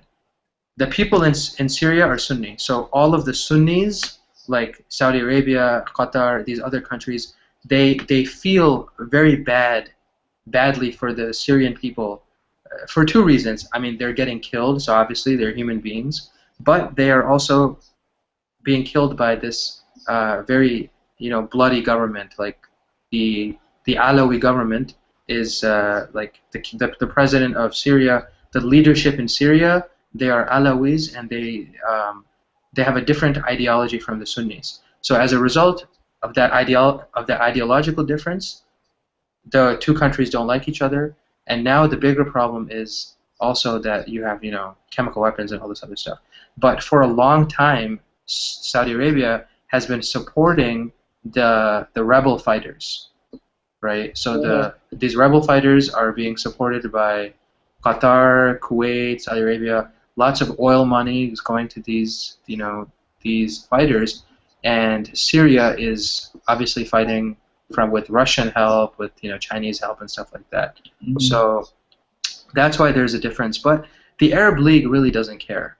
I mean, if the Arab League had any spine, had any backbone, then they could already have isolated Syria.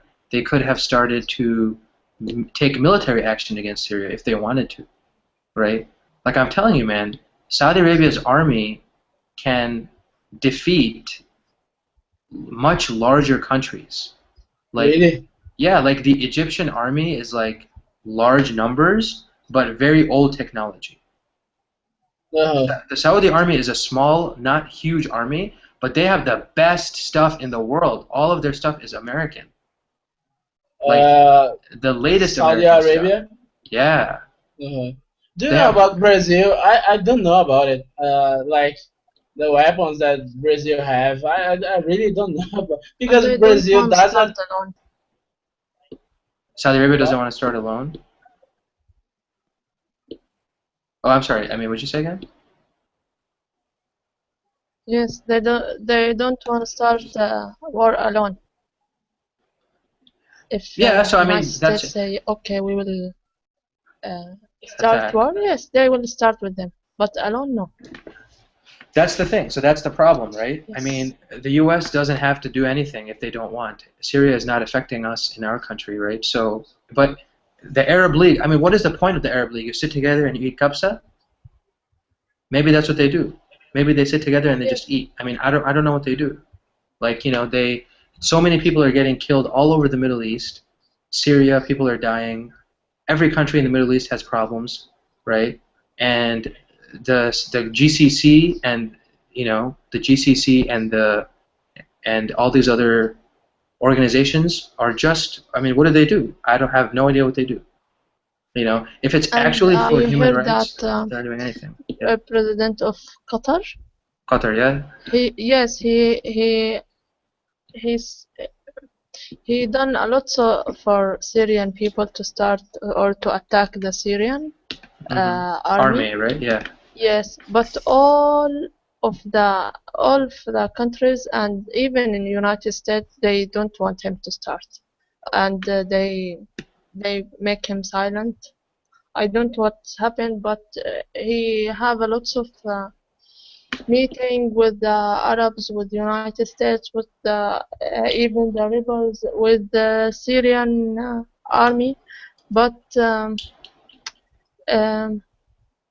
they silent him.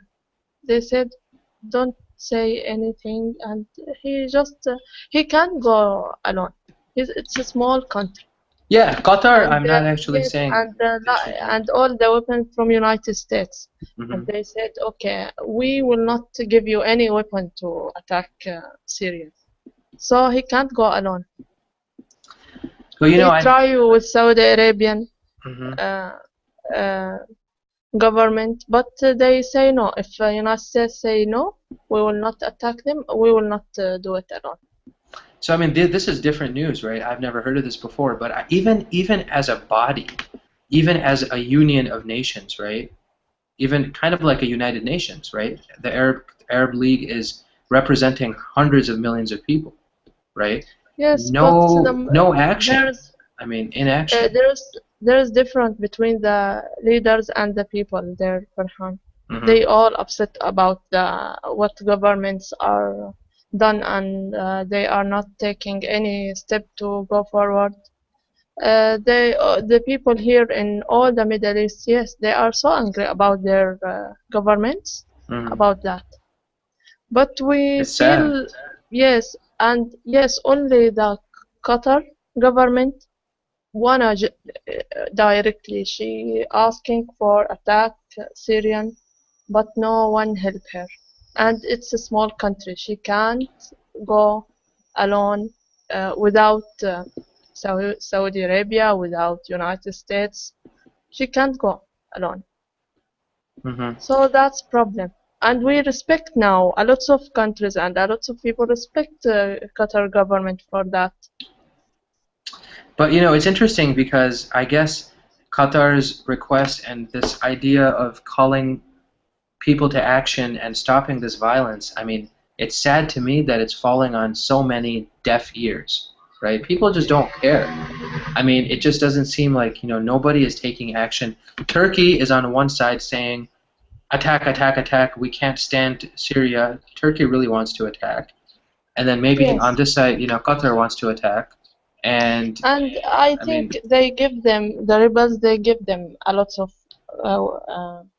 maybe weapons, money. Yes, they give Saudi Arabia give a lot of for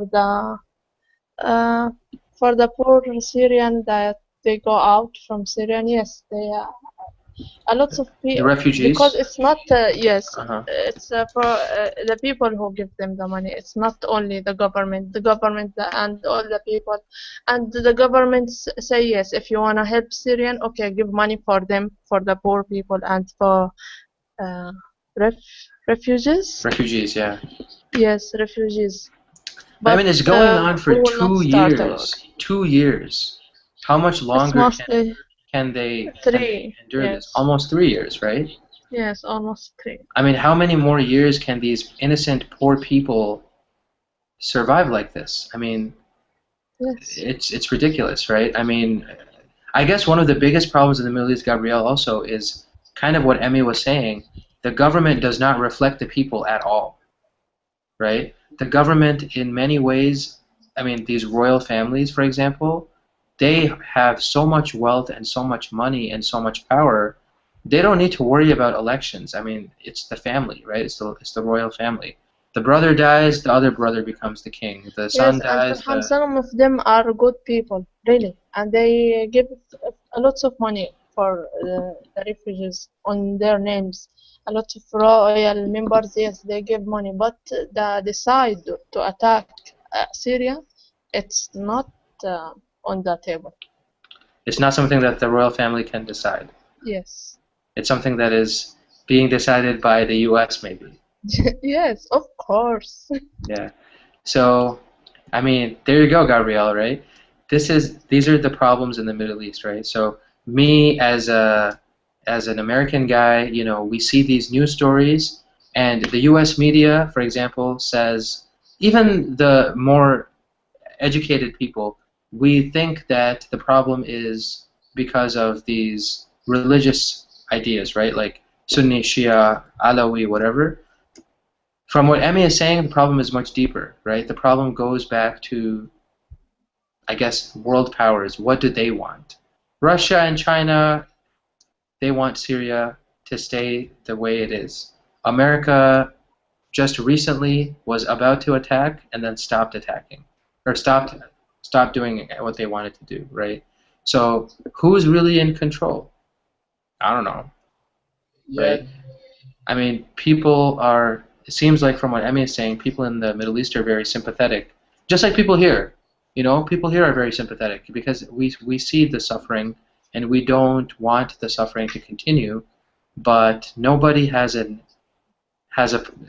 somebody who can act is not acting or has not given the okay signal for people to act, right? But personally, I would have preferred, like just me, myself, I would have liked to see some more backbone from these local countries, right? I mean, just Qatar, like we were saying, I mean, just Qatar isn't enough, right? I mean, if there is enough popular support, like Turkey, with the people there are very pro the Syrian people, and their government is also against the Syrian government, right? So I mean, the government is reflecting the people. The people don't want the war. The government doesn't. The people don't want the killings to continue. The government also wants the war to start or something to happen, right?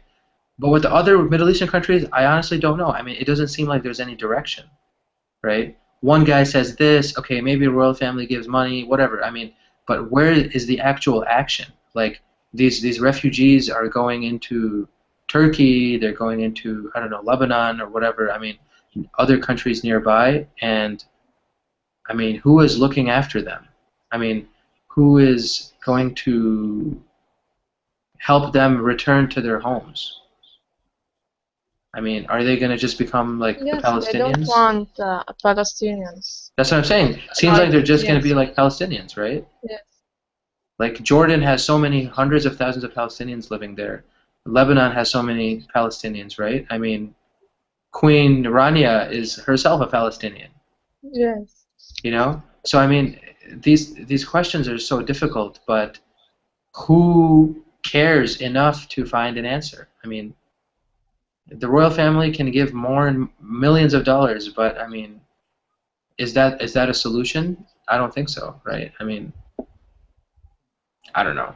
Gabriel, what do you think, man? I'm gonna stop talking. Man, there's a lot of things happening. It makes your head hurt, right? It makes your head hurt. You think about it, and it makes your head hurt, right? Yes, yes. If you think Because about it. I don't know. Here in Brazil, we know I feel, can I say I feel Yeah. about Middle East, you know. And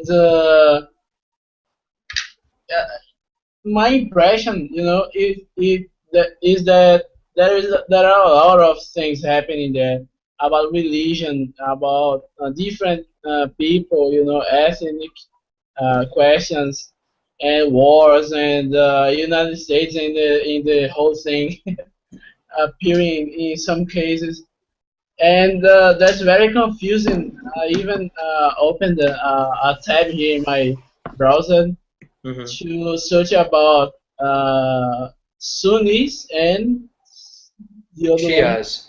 Yeah, Sunnis and Shia. Yeah. Shias, right? Yeah. Yes, I mean, because we know how can I say the opposite of much.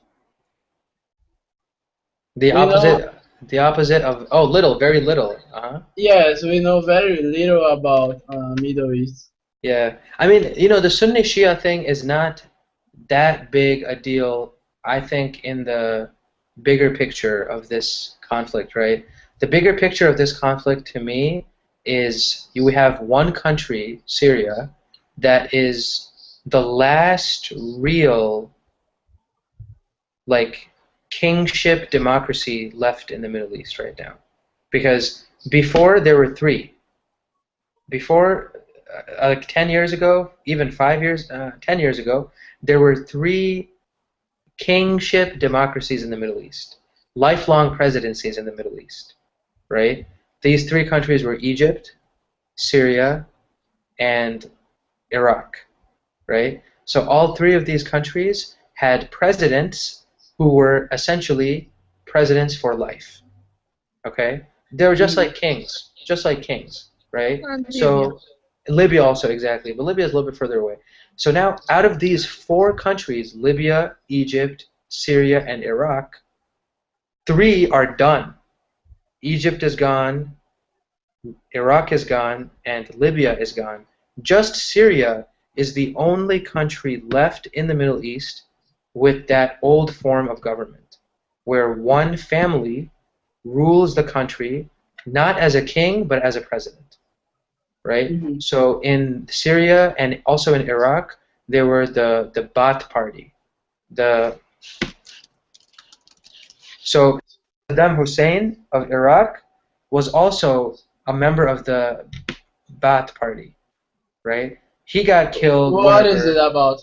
It's an Arab nationalist party that was founded in the 1960s by the president of Egypt at the time was a guy named Gamal Abdel Nasser. This guy,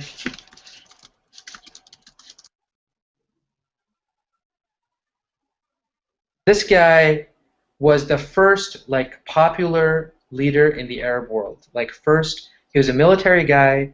He became president of Egypt, and he was extremely popular because he was everything about him was Arab nationalism.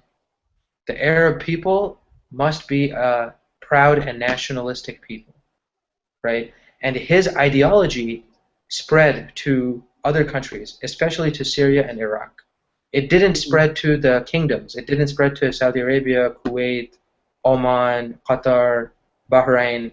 Those countries are all kings, and they want to guard their form of government. They want to always have kings, no presidency, no democracy, whatever. They're kings, right? So you had these three countries that were all about Arab nationalism, Arab democracy, Arab popular democracy, right? Egypt had that. So Gamal Abdel Nasser died.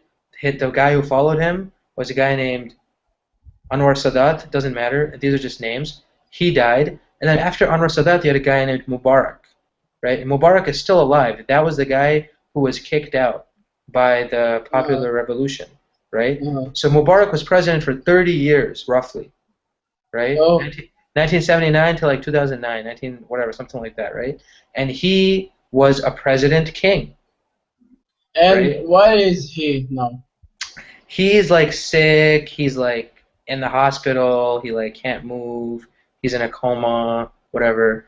But you know, because he was when he was defeated, when the people elected the president of Egypt, he was defeated. So he was actually in jail. They said like he was under house arrest, right? But Because Gaddafi died, right, in Libya. Gaddafi got killed. Yeah, Gaddafi and Saddam Hussein both got killed, right? So, and Mubarak is technically a vegetable. I mean, nobody cares. He's not going to become a president anymore. You know, his days are gone. So this last guy is the guy in Syria, right? So he is not only fighting for his own personal life, but he is fighting for this ideology almost. Because if his government falls, then who is going to see you later, Emmy? If his government falls, then all the other countries in the Middle East are going to be either democracies like Egypt now, where it's like a military democracy or something like that, or it's going to be like a king, like Saudi Arabia. You know, there's no modern normal democracy except for Israel. So it's so confusing, man. Yeah, people should listen to "Imagine" by John Lennon. Yeah, right. It is nuts, man. It is nuts. South America is in a much better place, I think, in terms of. Well, I don't know. South America has its own crazy politicians, also. Yeah, Bolivia, Venezuela. Oh my God, those two guys. Those two. Evo Morales. Morales. Yeah, the opposition here in Brazil said about Evo Morales because some time ago Dilma gave up to fight with them about petroleum. Yeah. Petroleum. Yeah. Yeah, because Brazil has a big company called Petrobras. Petrobras, I've heard about it. Yeah. Yes, and this is a giant company that works with petroleum. And Petrobras had a center in Bolivia some time ago. And Evo Morales just take it for Bolivia, just took it. Yeah, like this is our petroleum, and Petrobras doesn't have to be here. And Dilma Rousseff and Lula just that's okay. That is yours, and okay.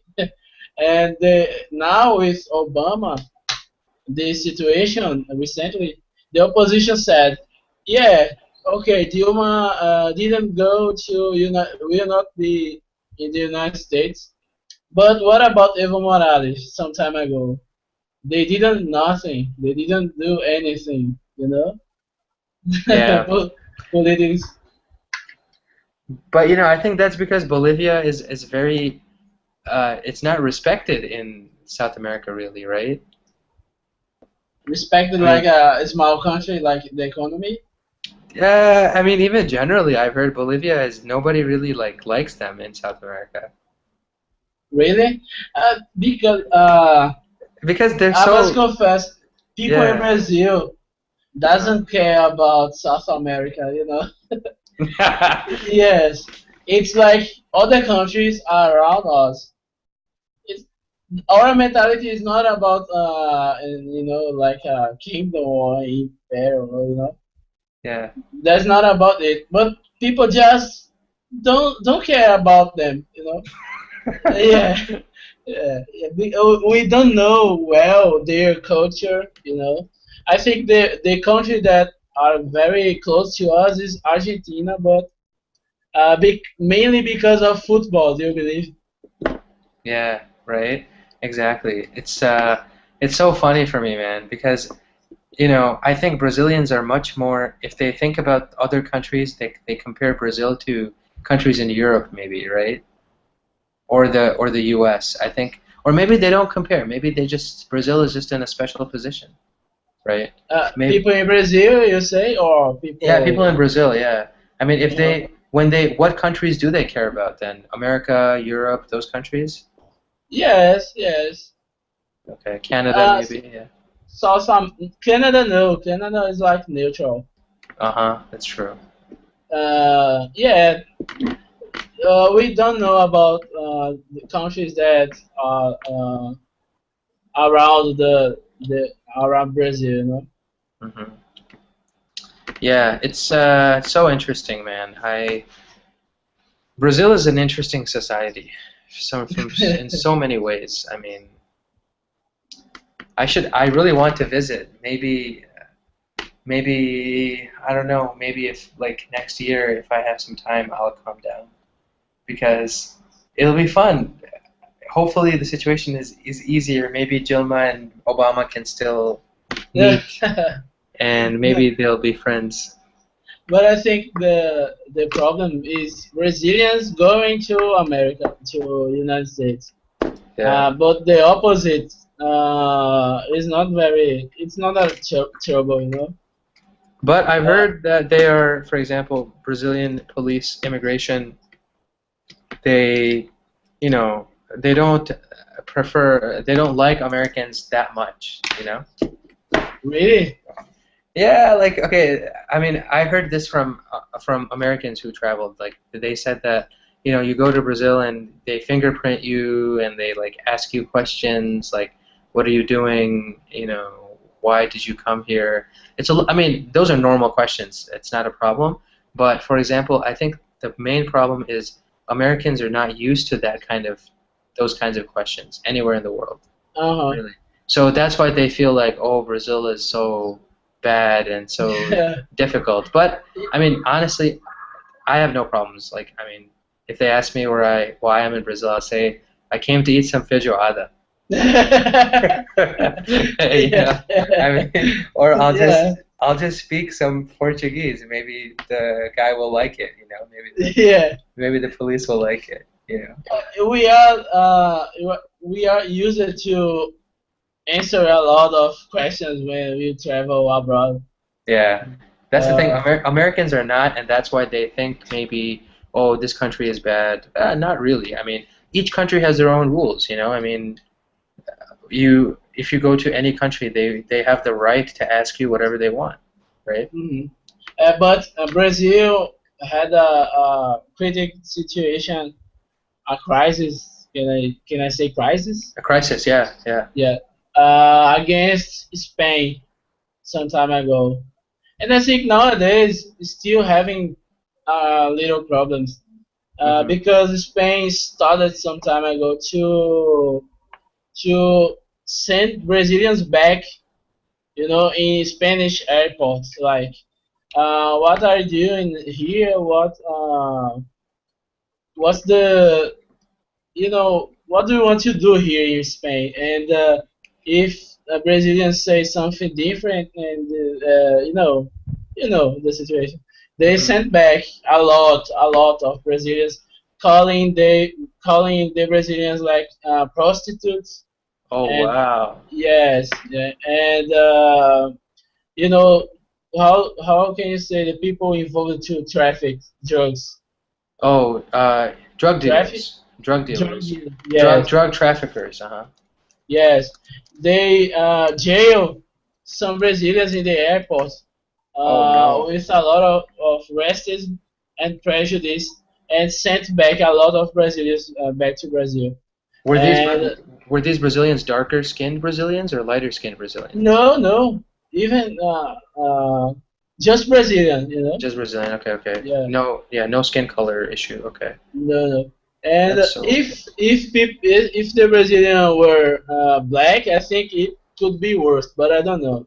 Mm-hmm. And Brazil started to use the same tactic, Mm-hmm. started to ban Spanish people here in the airport in Brazil, using the reciprocal law, Yep, exactly. Even what you said was perfect, but it's even the most like formal way to say it is the law of reciprocity. Yes, exactly. Uh-huh. The law that is reciprocal, yeah, the law of reciprocity. So yeah, absolutely. That, I mean, I think you mentioned that to me once before too, and it's so weird that countries would go to that level. They would destroy their relationships, I mean, Spain needs to have evidence before they can say something like that. I mean, you can't call, for example, tourists that come to your country they're going to spend money in Spain. They're going to help the economy. They're going to help the society, right? Tourism is important for Spain. And if you treat them like if you say things like, oh, these people are drug traffickers or prostitutes, that is very damaging for their country, This is a video in the bigger news show. How do you say it? News channel, Yes, talking about the Spanish people. Españoles deportados en aeropuerto de Brasil. Yeah, that's it, you Mm-hmm. with this Spanish subtitle, but the narrator is talking in Portuguese. Portuguese, yeah, absolutely. But you can see the scenes. You can forward a little bit.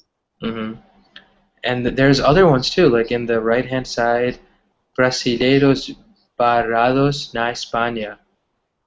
Yes. Barrados a España. So like Brazilians are banned from Spain, right?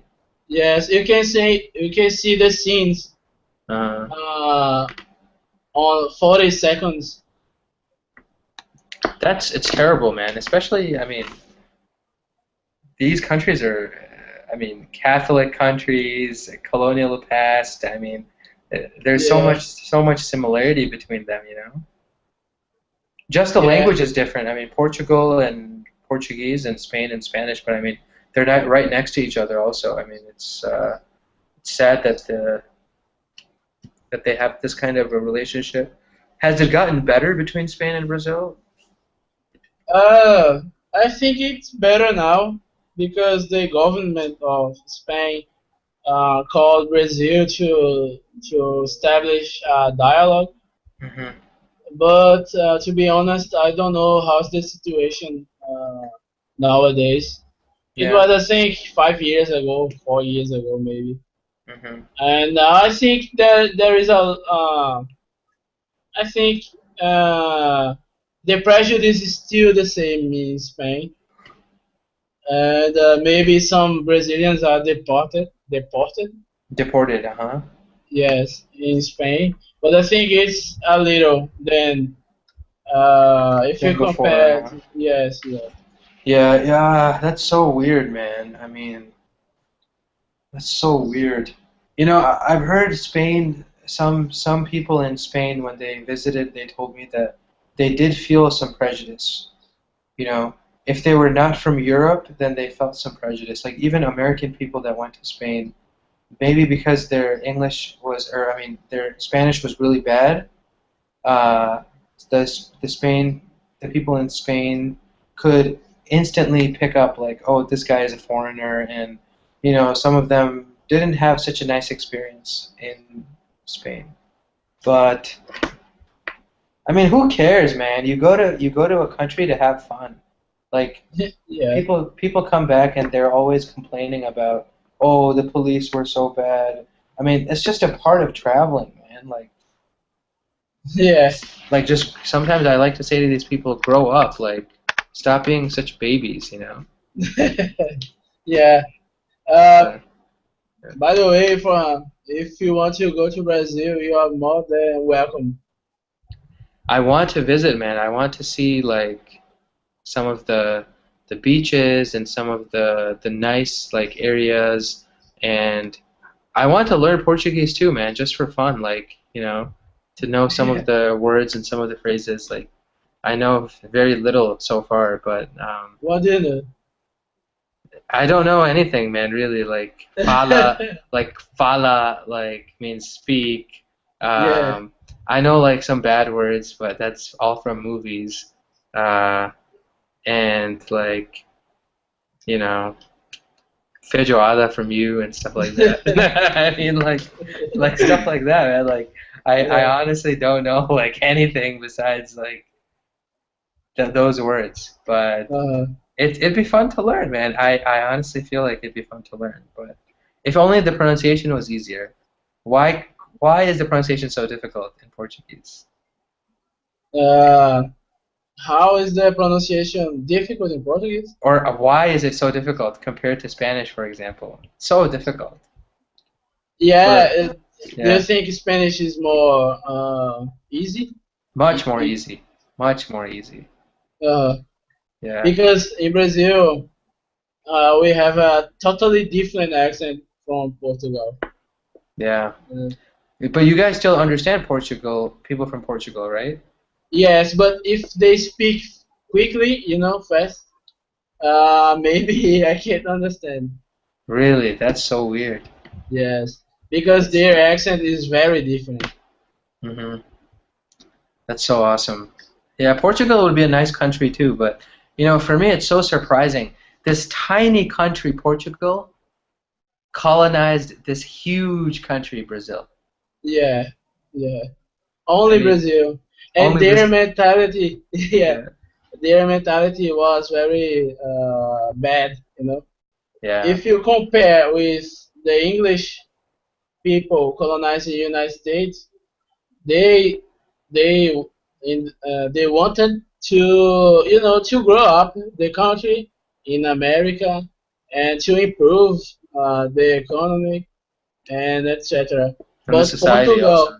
yes, but Portugal here only wanted to get uh I don't know how it is in English. The Let me see. resources, right?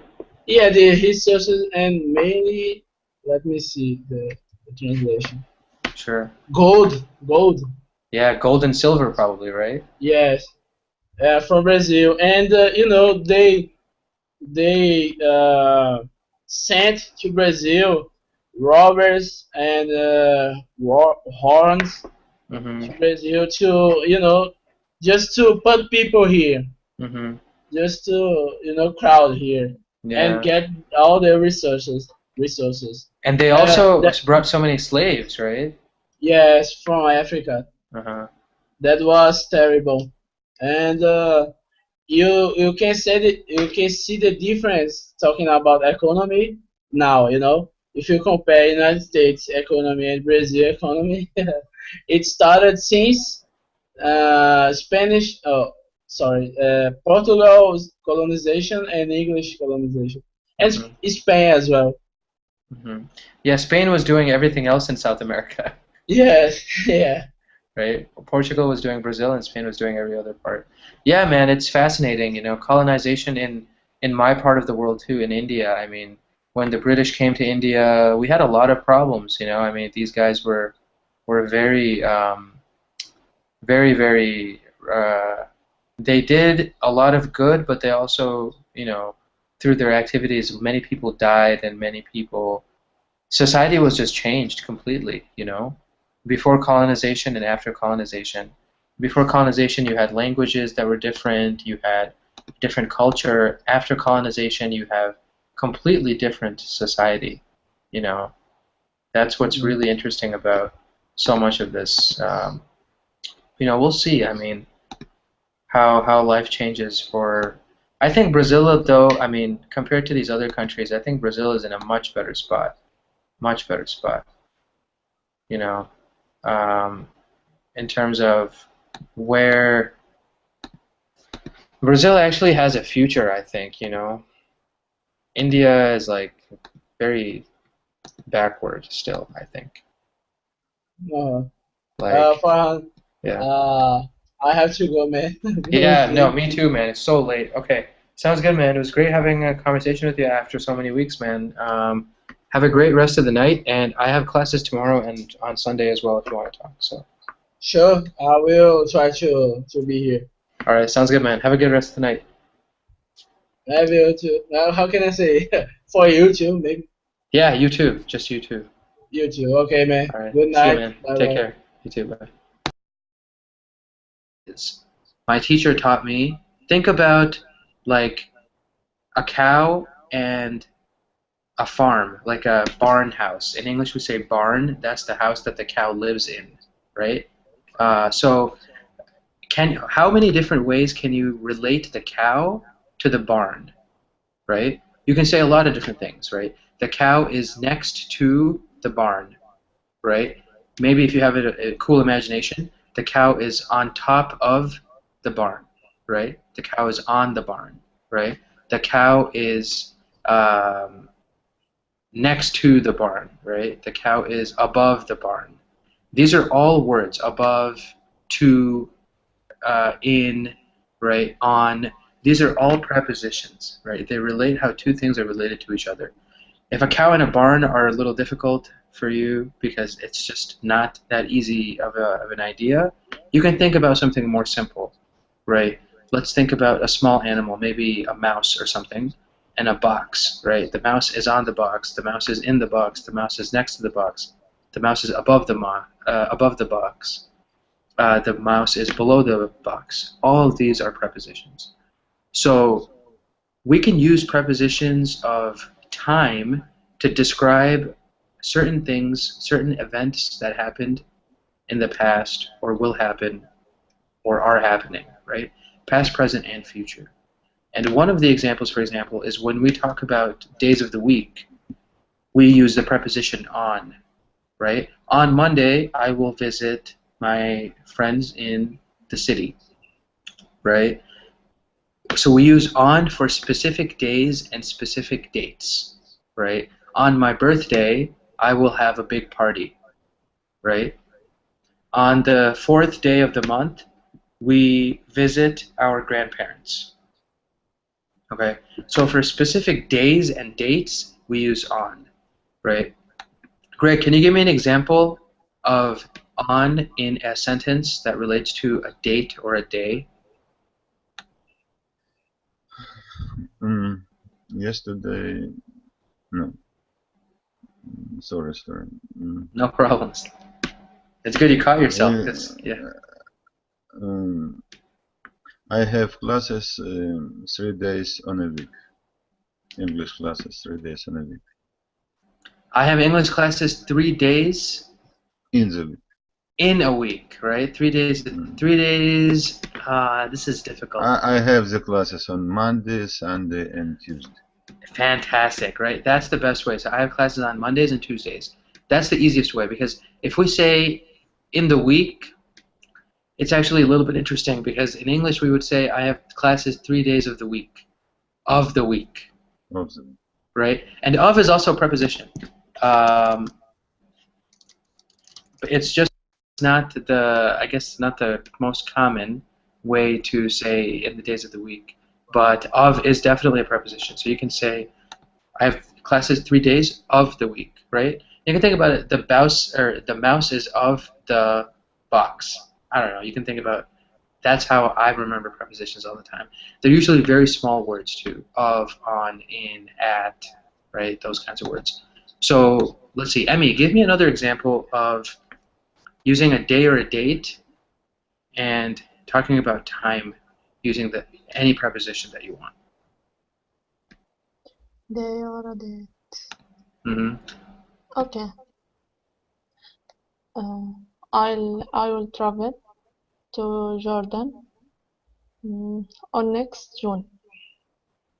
So you want be able to say on next June, right?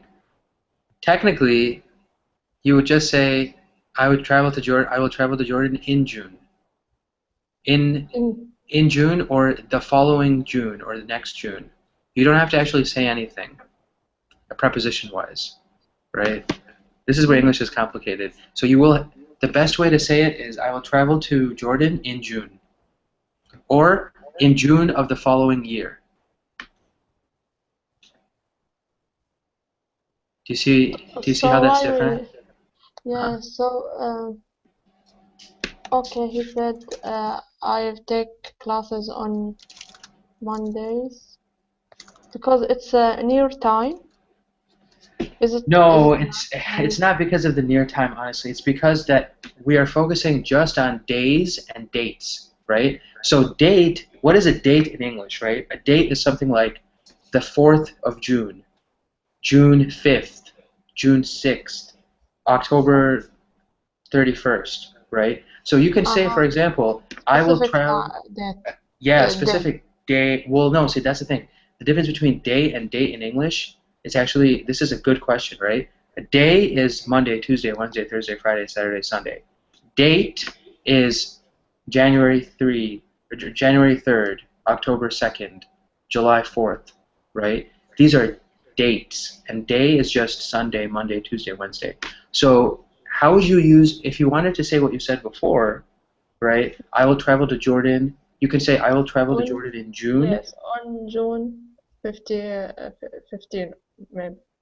Yeah, right? So I will travel to Jordan on June 15th. Okay. Perfect, right?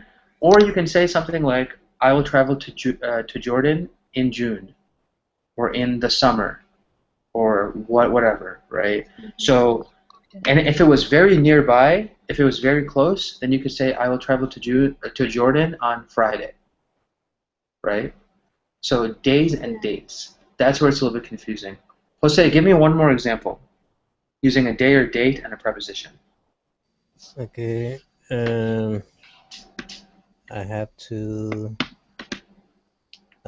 travel again in the next week. So is that a day or a date? Not a date.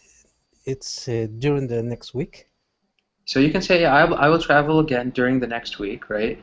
So, okay, that works. But I mean, I was trying to see if we could focus on, right? So if we, Okay.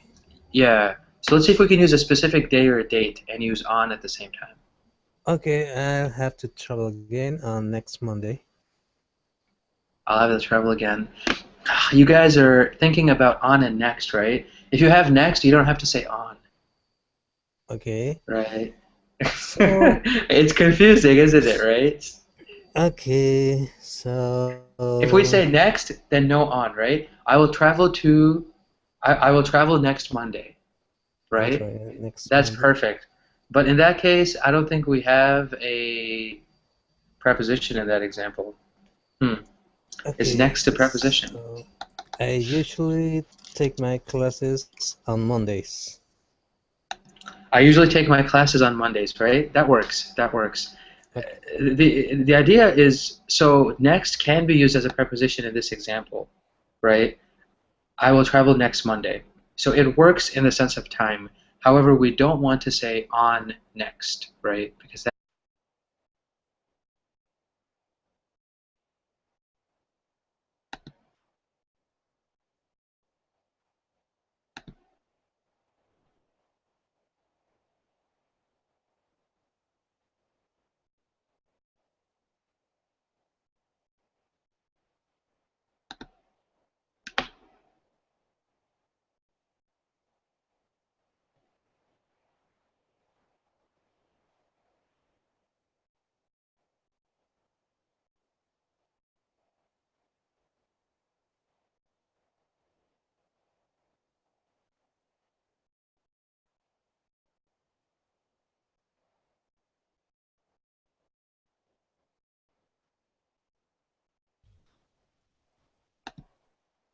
Hey, Wilson, how's it going?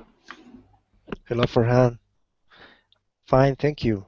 How about you? How are you? Feeling very good. Finally, the weekend, Friday night. Of course. Finally, it's the end of the Friday.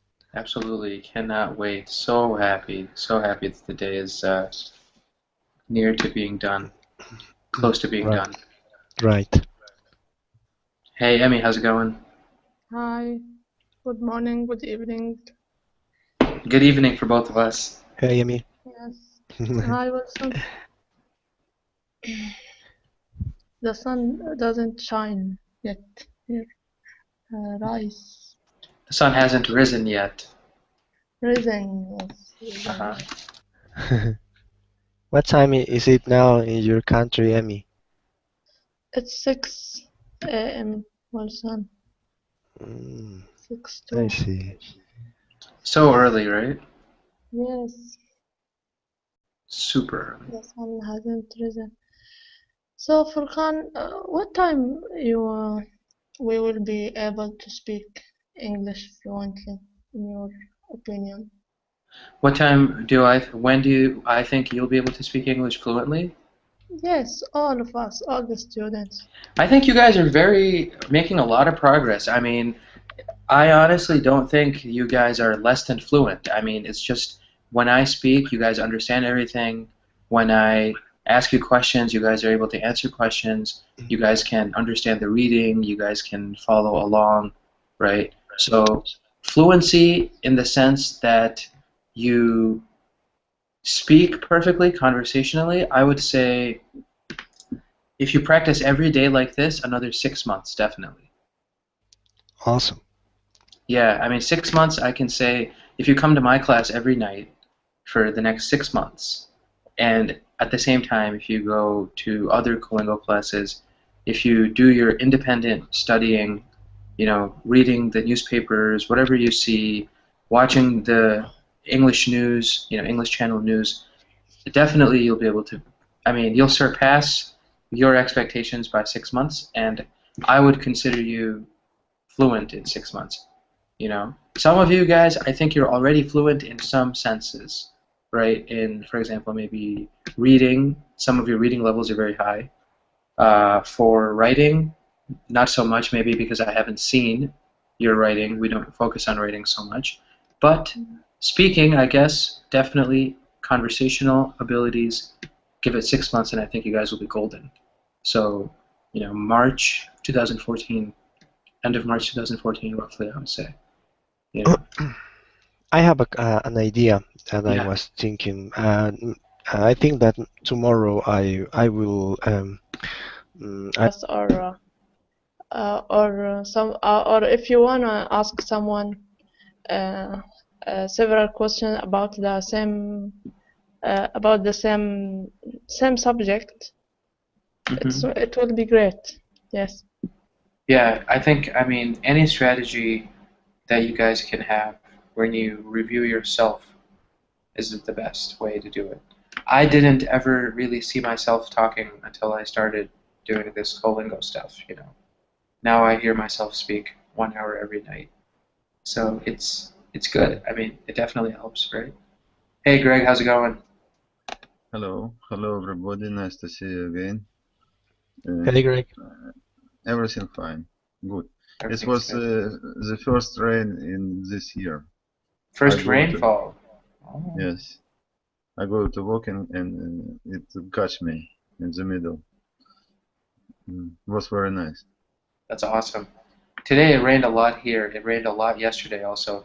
Thunderstorms, big storms. Winter is only a few days away, or a few weeks away. It's getting cold. We don't have half years rains all summer. From Mars we don't have rains. Oh wow. Yes, and this is Yes, here in Middle East we don't have maybe in the Palestine, in Jordan, maybe here also in Saudi Arabia. The rain in the winter only. Some places. Yeah. Hey Jose, I haven't seen you in many weeks. How are you? Hi, Farhan. Hi, everybody. Yeah, a long time no see. I was a little busy sometimes, and sometimes I was out of the city, and sometimes I was totally free, what tends to depress me a lot. Now I'm here again. I'm back in business. Fantastic. Did you go to I was gonna say, what was the name of the city where your parents live, or where your father lives, I think? No, my parents are from Lima. I go to another place called Jaén on Bagua Oh, Grande. Jaén, yeah. Yes, Jaén. And I can visit my dog there. That's awesome. Yeah, I was reading. I forgot the name of the city. I'm going to remember the city now. Jaén. Okay. I could print a T-shirt with my dog's picture. Uh-huh.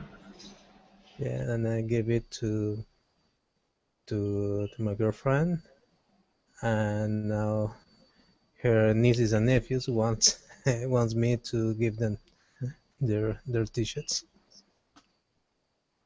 Absolutely, absolutely. Great. It's great to see you guys. Long time. Or long time no see for some of you. So today, let's get started with the class. We're about 12 minutes past the hour. So the main theme for today's conversation, actually, today's lesson is prepositions of time as well as prepositions of place. But mostly we're going to focus on prepositions of time, right? So first of all, what is a preposition, right? A preposition is a word that explains how things are related to each other. And they can be in how they're related in place, how they're related in time, how they're related in movement, right? So three different things. What do I mean, right? Usually in English, for example, when I learned what a preposition is, I will go ahead with this idea. The idea is I am studying something right now every day, half an hour, I think.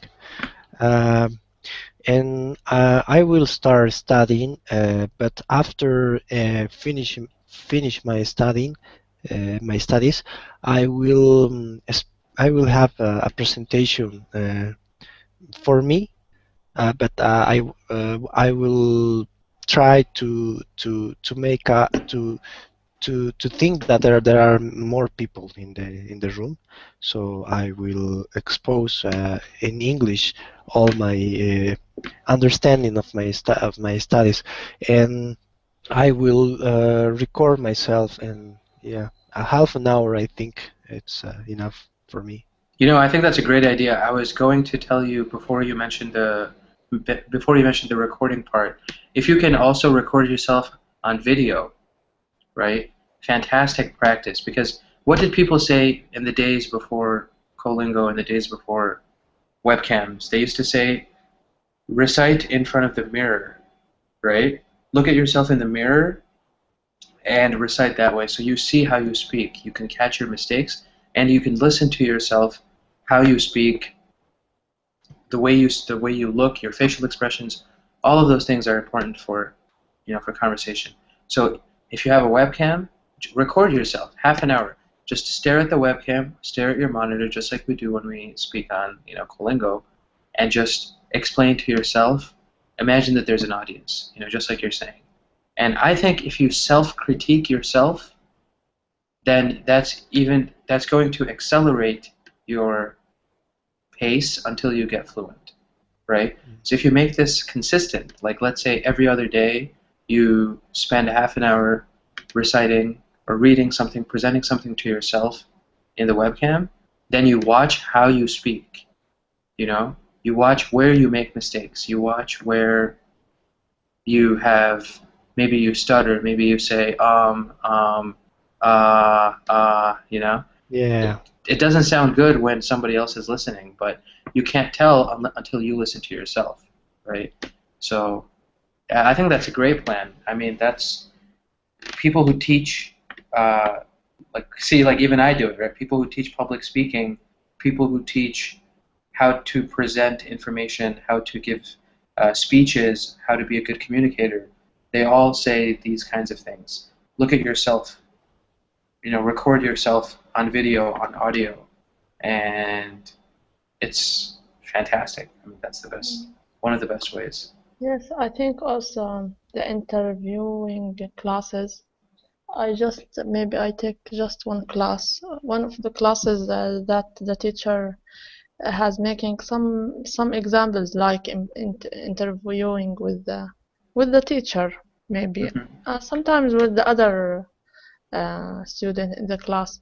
It's very important because it's not just one sentence or one idea. It's face-to-face conversation. It's like something like that. You can talk lots of sentences about the same idea, and you can't expect what's the next question will be. Yeah. So yes, I think it's in the real life we will see something like that. Someone will come and asking